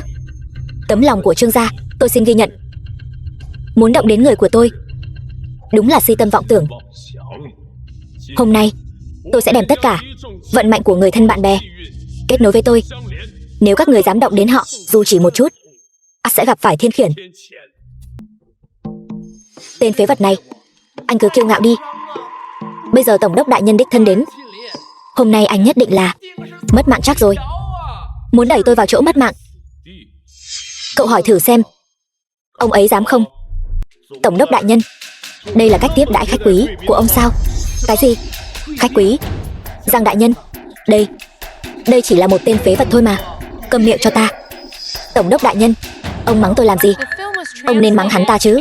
Anh xem đồ phế vật nhà anh, chọc tổng đốc đại nhân giận đến mức mắng nhầm người rồi kìa. Kẻ bị mắng chính là cậu. Đồ không biết nhìn người. Ai cho phép cậu bất kính với Hoắc tiên sinh hả? Tôi, một lũ quyền quý Tây Giang, đảo lộn trắng đen. Triệu Nghị, tỉnh Tây Giang này ông quản lý như vậy sao? Là do tôi quản lý không tốt. Xin Hoắc tiên sinh nguôi giận. Nhìn xem những chuyện tốt mà người của ông đã làm đi. Chỉ một câu xin lỗi là có thể giải quyết mọi chuyện sao? Một lũ không biết điều. Mau chóng xin lỗi Hoắc tiên sinh đi. Tôi, miệng bị dán lại rồi sao? Xin lỗi Hoắc tiên sinh. Tôi có mắt không tròng. Xin lỗi. Còn các người nữa. Xin lỗi Hoắc tiên sinh. Xin Hoắc tiên sinh tha tội. Còn hắn ta nữa. Ngô Đức, mau chóng xin lỗi Hoắc tiên sinh đi. Ngài tổng đốc, ngài nhầm rồi chăng? Hắn là hung thủ lấy mạng con trai tôi. Ngài bảo tôi phải xin lỗi hắn sao? Ngô Đức, tôi thấy ông chán sống rồi phải không? Vừa nãy chính ông muốn đẩy Hoắc tiên sinh vào chỗ mất mạng. Tội không thể tha thứ. Bây giờ mau quỳ xuống, dập đầu 3 cái thật mạnh tạ tội với Hoắc tiên sinh. Cái gì? Tôi phải dập đầu xin lỗi hắn ta sao? Mơ đi. Hắn chỉ là một tên phế vật còn con. Hắn có đức có tài gì mà bắt tôi phải xin lỗi hắn chứ? Thân phận của đại nhân là thứ ông không thể tưởng tượng nổi. Đừng nói ông chỉ là một con kiến hôi. Ngay cả toàn bộ Tây Giang, đối với đại nhân mà nói, cũng nhẹ tựa lông hồng. Tôi khinh. Nhẹ tựa lông hồng cái gì chứ? Các người không biết hắn, lai lịch của hắn, lẽ nào tôi cũng không biết sao? Một tên con rể phế vật nhà họ Từ mà ở đây khoe khoang uy phong cái gì chứ? Đúng vậy, hắn chính là một tên phế vật bị nhà họ Từ đuổi ra khỏi nhà. Đừng ở đây giả vờ làm cáo giả nữa. Đủ rồi. Một lũ ngu xuẩn, còn không mau xin lỗi Hoắc tiên sinh. Ngài tổng đốc, ngài tuyệt đối đừng để tên phế vật này lừa gạt. Hắn chỉ là một kẻ vô dụng từ đầu tới chân. Còn không mau quỳ xuống, dập đầu nhận tội đi. Bằng không thì mất mạng. Không phải tạ tội với tôi, mà là dập đầu tạ tội với Hoắc tiên sinh. Dựa vào đâu chứ? Lệ, hảo hán không chịu thiệt trước mắt. Mau quỳ xuống đi. Xin tổng đốc đại nhân bớt giận. Xin Hoắc tiên sinh bớt giận. Tổng đốc đại nhân uy hiếp như vậy, e rằng có chút mất lòng dân rồi. Bọn người này sở dĩ kiêu ngạo như vậy đều là do ông chống lưng phía sau. Còn ngây ra đó làm gì? Mau dập đầu xin lỗi đi. Lời tôi nói ông nghe không hiểu sao? Tôi ngược lại thật sự có chút không hiểu. Gan lớn thật đấy. Bây giờ với thân phận tổng đốc, tôi ra lệnh cho ông mau dập đầu xin lỗi. Triệu Nghị, tôi là người của quốc sư đại nhân. Ông không có tư cách ra lệnh cho tôi. Quốc sư đại nhân. Triệu Nghị, ông vừa nãy không phải rất kiêu ngạo sao? Không phải muốn xử lý tôi sao? Lại đây, đánh vào chỗ này này, để xem các người lấy mạng tôi rồi làm sao ăn nói với quốc sư đại nhân đây. Triệu Nghị, tôi bây giờ ra lệnh cho ông bắt lấy tên tiểu tử này cho tôi. Hắn hết lần này đến lần khác phá hoại chuyện tốt của quốc sư đại nhân. Tôi muốn hắn sống không bằng mất mạng. Đại nhân nhà tôi thân phận cao quý như vậy, há là người mà ông có thể mạo phạm. Chẳng qua là dựa vào một chút âm đức của tổ tiên nhà họ Hoắc mới có được sự che chở của giới thượng lưu. Liên quan gì đến hắn chứ? Hắn chỉ là một tên phế vật thôi. Thân phận của Hoắc tiên sinh quả thực là điều ông không thể tưởng tượng được. Nếu dám động đến Hoắc tiên sinh, đó chính là tự tìm đường mất mạng. Tôi biết cô muốn bảo vệ hắn, nhưng cô cũng không cần thiết phải bịa ra lời nói dối như vậy chứ. Cô coi Đồng Dũng tôi là đồ ngốc sao? Cái tên phế vật này, nếu là đại nhân vật ghê gớm gì, tôi sẽ tự nguyện quyên sinh ngay tại đây.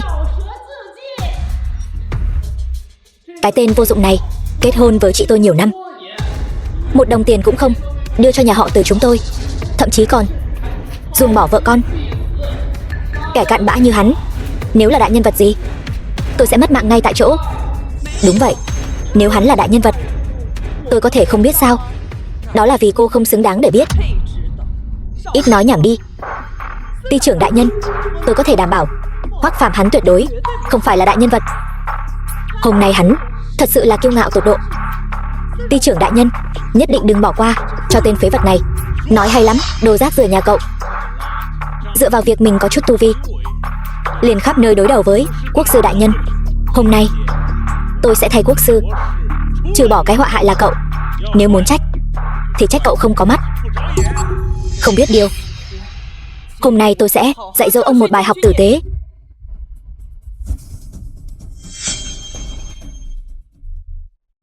Có tôi ở đây, đừng hòng làm tổn thương đại nhân. Tà thuật còn con, chỉ có thế thôi. Cô đừng quá ngông cuồng. Quốc sư sắp đến rồi. Đúng vậy, hôm nay các người gây rối lớn trong yến tiệc, còn làm ty trưởng đại nhân bị trọng thương. Đợi quốc sư đến, các người ai cũng đừng hòng thoát. Quốc sư còn con, trước mặt tôi không đáng nhắc tới. To gan, cậu hết lần này đến lần khác chọc giận quốc sư, sắp mất mạng đến nơi mà vẫn không biết. Lẽ nào cậu muốn đợi đến khi hồn phi phách tán mới hối hận sao? Đừng ở đây bà hoa trích chòe nữa được không? Quốc sư của chúng tôi sắp đến rồi. Xem lát nữa cậu còn làm sao mà kiêu ngạo. Nhưng mà những người đi cùng cậu thì thảm rồi. Quốc sư đại nhân nhất định sẽ khiến bọn họ chôn cùng cậu. Hoắc Phàm, cái tên đáng mất mạng nhà cậu. Chúng tôi đều bị cậu hại mất mạng rồi. Ngô gia chủ, ông nhất định phải nói với quốc sư đại nhân rằng chúng tôi và cái tên phế vật này hoàn toàn không có chút quan hệ nào. Đúng vậy, tuy tôi là vợ cũ của Hoắc Phàm, nhưng tôi và hắn đã sớm đoạn tuyệt quan hệ rồi. Chỉ là một quốc sư còn con, ở đây dọa ai chứ? Cho dù là 10 quốc sư cũng không phải đối thủ của đại nhân nhà ta. Hay cho một nha đầu không biết điều, cô dám cả gan phỉ báng quốc sư. Hôm nay tôi có liều cái mạng già này cũng phải cho cô một bài học. Lại là đốt cháy hồn phách, còn nói không phải tà thuật. Bớt nói lời vô nghĩa đi, mất mạng đi.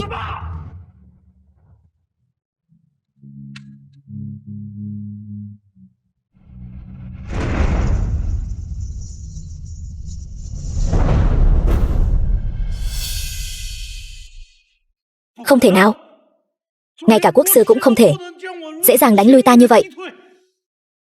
Tại sao cậu lại mạnh đến thế? Kiến hôi và mặt trời rực rỡ, khác biệt một trời một vực.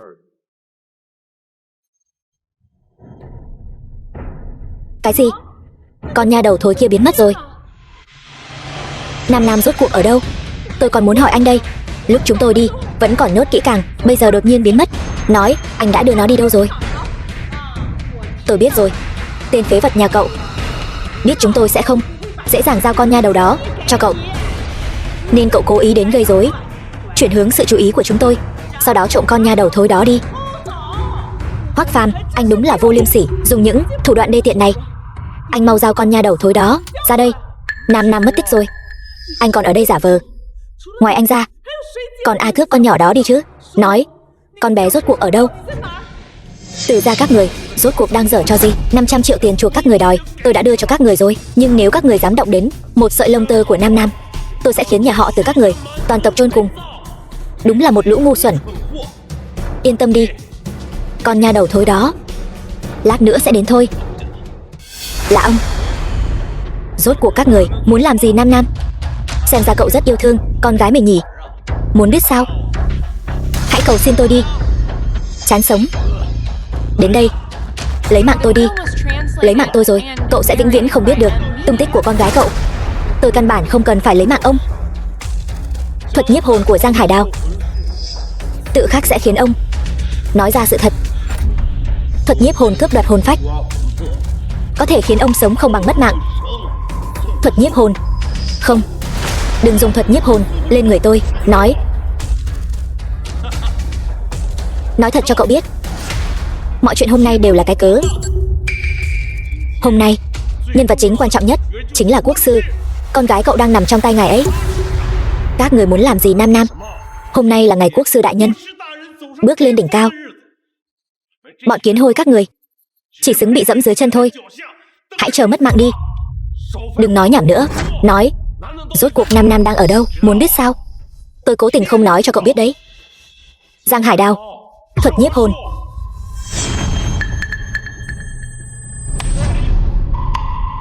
Tôi đã phong ấn ký ức của tôi rồi.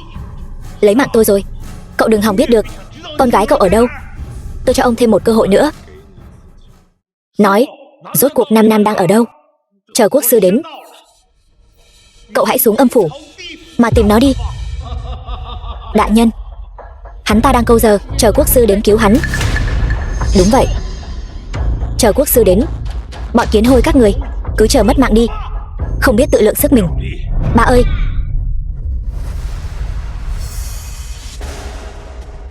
Quốc sư đại nhân, Lưu Thiên Cổ, quốc sư đại hạ, cuối cùng ngài cũng đã đến. Bọn kiến hôi này quá kiêu ngạo, các người không một ai thoát được đâu. Hỗn xược, ông là cái thá gì mà cũng dám ngồi trên long bì?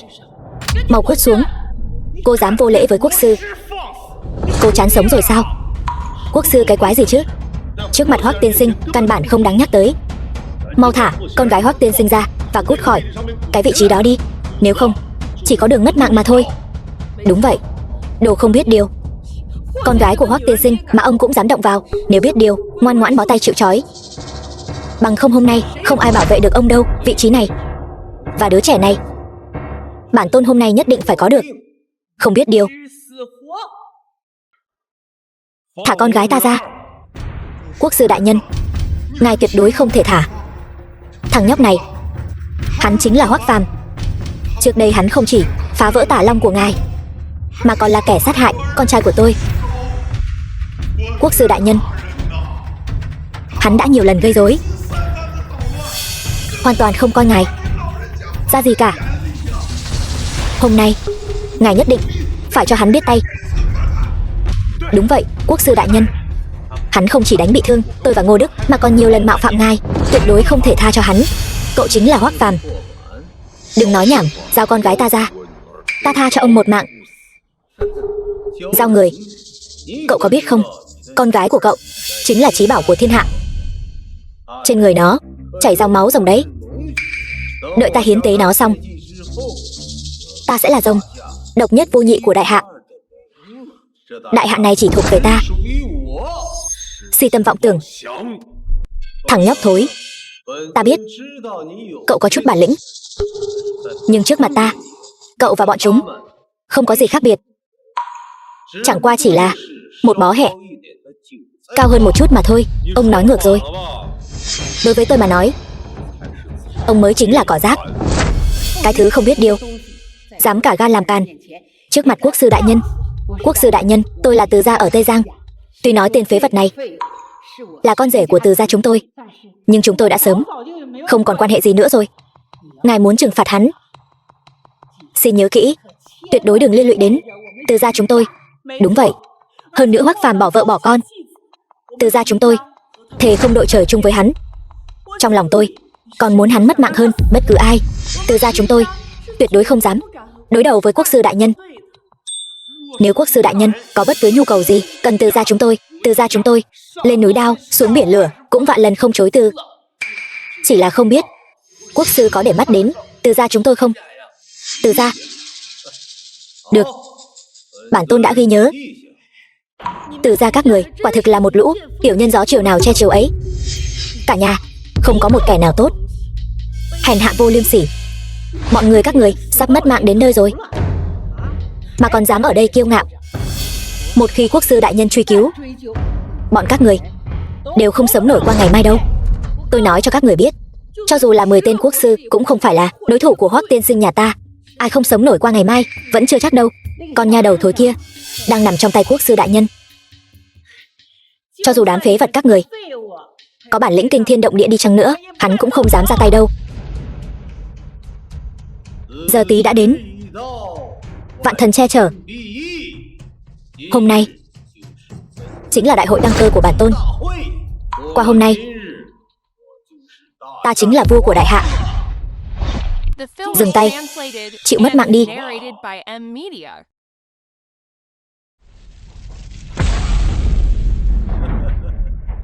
Hôm nay ta sẽ trở thành vua của đại hạ này.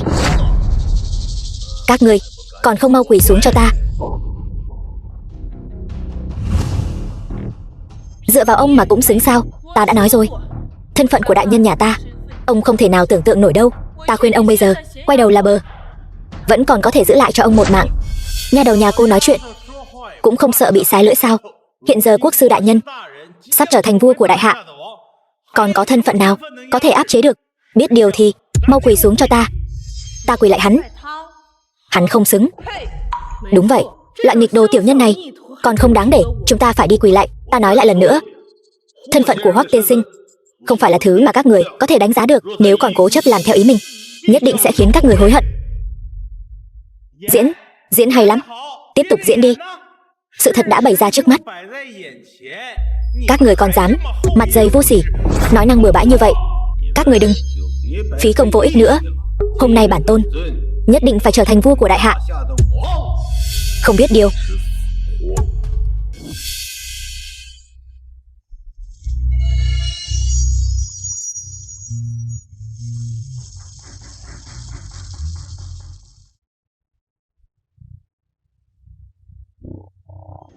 Hai chúng ta cùng lên, tuyệt đối không thể tha cho tên tiểu tử này. Đúng, hai ta liên thủ, khiến hắn mất mạng không có chỗ chôn. Tiểu tử, ngoan ngoãn đầu hàng nhận thua đi. Lão tử đại phát từ bi, còn có thể giữ cho cậu một cái xác toàn thây. Tôm tép nhãi nhép. Cứ xông lên đi, để ta xem các người có bao nhiêu bản lĩnh.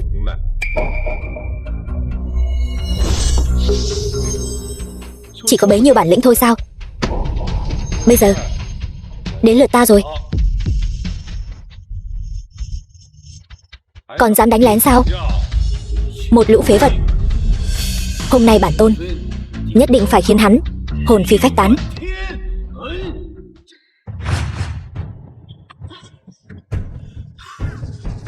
Sao lại như vậy?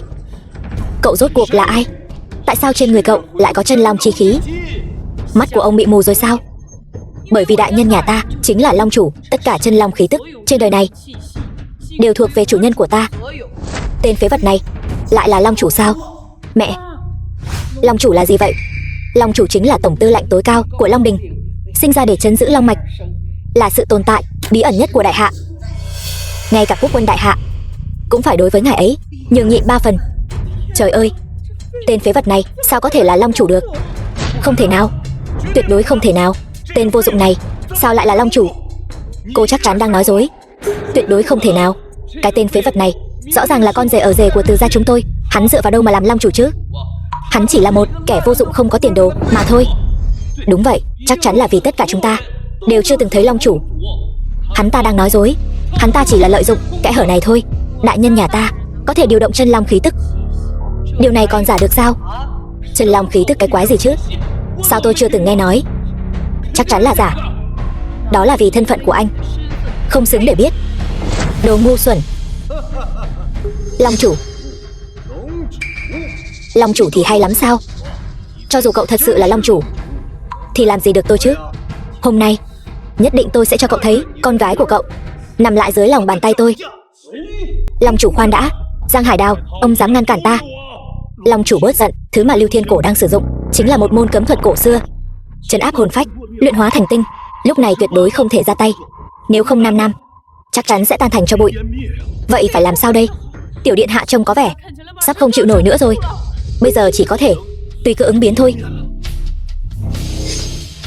Tuyệt đối không thể để Nam chịu khổ như vậy.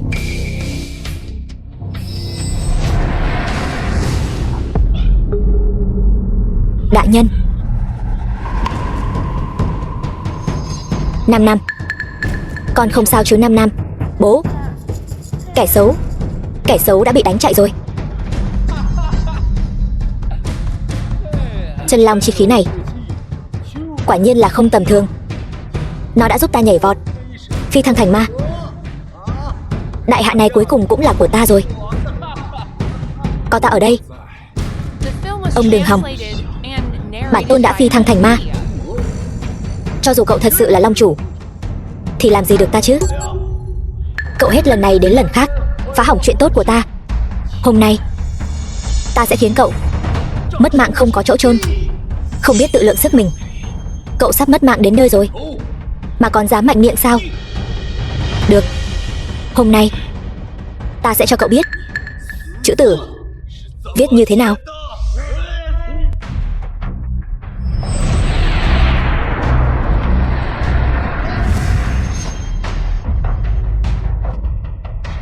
Không thể nào.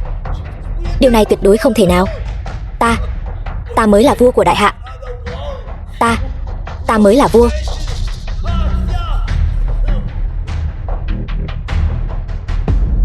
Tên phế vật này lại dám lấy mạng quốc sư. Chắc chắn sẽ không tha cho ta. Giờ phải làm sao đây? Tất cả đứng yên. Mau đặt tiểu điện hạ xuống. Ông rốt cuộc muốn làm gì? Hãy thả ta đi. Đợi ta đến nơi an toàn, ta sẽ thả nó ra. Được. Mở đường. Ba ơi. Nam, con có sao không? Con rể tốt. Là mẹ, có mắt không thấy Thái Sơn, đã trách lầm con rồi. Bây giờ con và Lệ Lệ vẫn chưa làm thủ tục ly hôn mà. Ý của mẹ là hai đứa hãy quay lại với nhau. Như vậy chúng ta vẫn là người một nhà. Con thấy sao? Không thấy sao cả. Lão độc ác nhà bà, thật là không biết xấu hổ. Ban đầu các người chê bai đại nhân không có quyền thế, khắp nơi tính kế gây khó dễ. Bây giờ biết được thân phận của đại nhân, lại muốn đến định bợ. Đúng là kẻ mặt dày vô liêm sỉ. Tôi đã nói từ lâu rồi. Tôi và Từ Lệ Lệ đã đoạn tuyệt nhân duyên 3 đời. Tôi và nhà họ Từ các người không còn bất kỳ liên quan nào nữa. Hoắc Phàm, cậu sao có thể như vậy chứ? Cậu nói xem, chuyện này cũng không thể chỉ trách Lệ Lệ nhà chúng tôi. Cậu nói cậu là long chủ, cậu phải nói sớm cho chúng tôi biết chứ. Nếu chúng tôi biết sớm, làm sao có thể có sự hiểu lầm như vậy chứ? Đúng vậy đó anh rể. Anh xem, bây giờ hiểu lầm đã được giải quyết hết rồi. Anh là bậc đại nhân không chấp lỗi tiểu nhân. Chuyện này xin hãy tha cho nhà họ Từ chúng tôi đi, anh rể. Cái gì mà tha với không tha chứ? Chúng ta là người một nhà mà. Đúng vậy. Sao vậy? Vừa nãy còn nói không có bất kỳ quan hệ nào, bây giờ lại là người một nhà rồi. Dù sao tôi cũng là mẹ của Nam mà. Nam chắc chắn cũng muốn chúng ta làm hòa mà, đúng không? Anh cũng không muốn. Nam không có mẹ mà.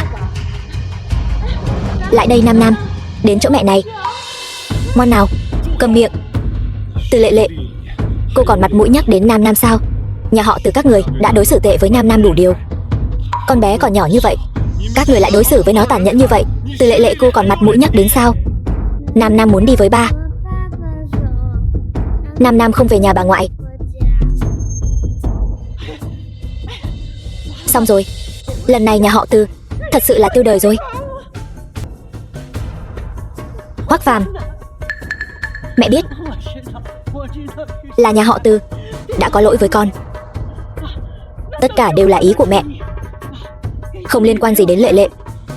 Mẹ nói với con này, mẹ cầu xin con đấy, cầu xin con, hãy tha cho Từ ra đi. Tất cả là do mẹ ích kỷ. Mẹ có lỗi với con hãy tha cho Từ ra đi. Xử lý Từ ra thế nào, tôi tự có quyết định. Hoắc Phàm, mẹ tôi cũng là về Từ gia. Anh đừng trách tội được không? Một lũ hám lợi. Trời muốn diệt Ngô gia ta, muốn diệt Ngô gia ta. Ngô gia các người có ngày hôm nay hoàn toàn là do các người tự làm tự chịu. Nói bậy. Nếu không phải do cậu hết lần này đến lần khác gây rối, Ngô gia ta đâu đến nỗi này chứ.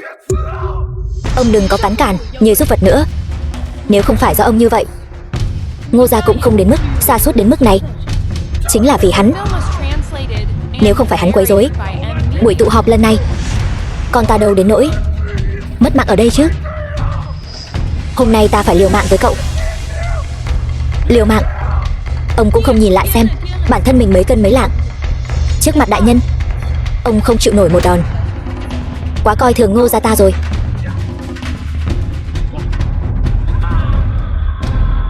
Cái này, đây lại là trò gì nữa? Hắn đang hấp thụ năng lượng của Lưu Thiên Cổ. Không ổn, hắn đã ma rồi. Ma khí thật lớn. Đại nhân, ngài vừa trải qua ác chiến, cần phải nghỉ ngơi gấp. Ngài hãy dẫn họ đi trước, chúng tôi sẽ chặn phía sau. Không cần như vậy. Giúp ta trông chừng Nam. Được. Tà ma ngoại đạo chẳng qua chỉ là dãy dụa trong cơn hấp hối. Hoắc Phàm, ta muốn cùng ngươi đồng quy vu tận.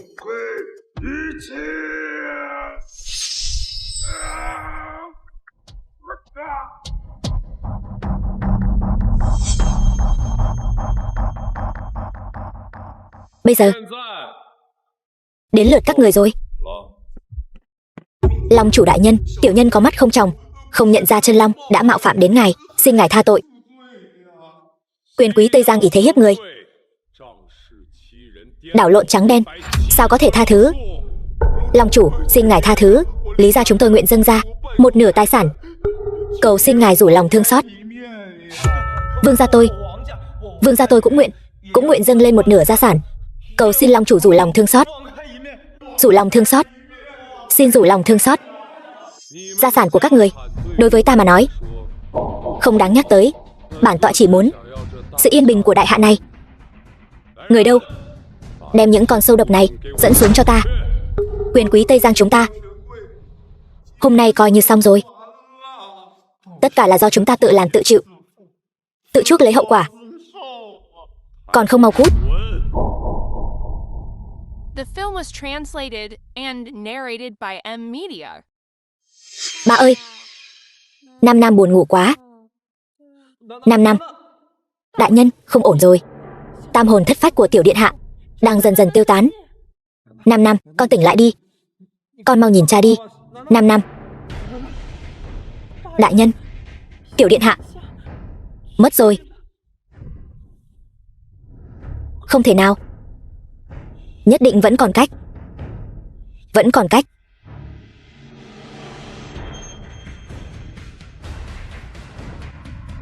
Chân long chi khí. Long chủ Hoắc Phàm nguyện dùng công đức trấn long cả đời này đổi lấy mạng sống của con gái Nam ta.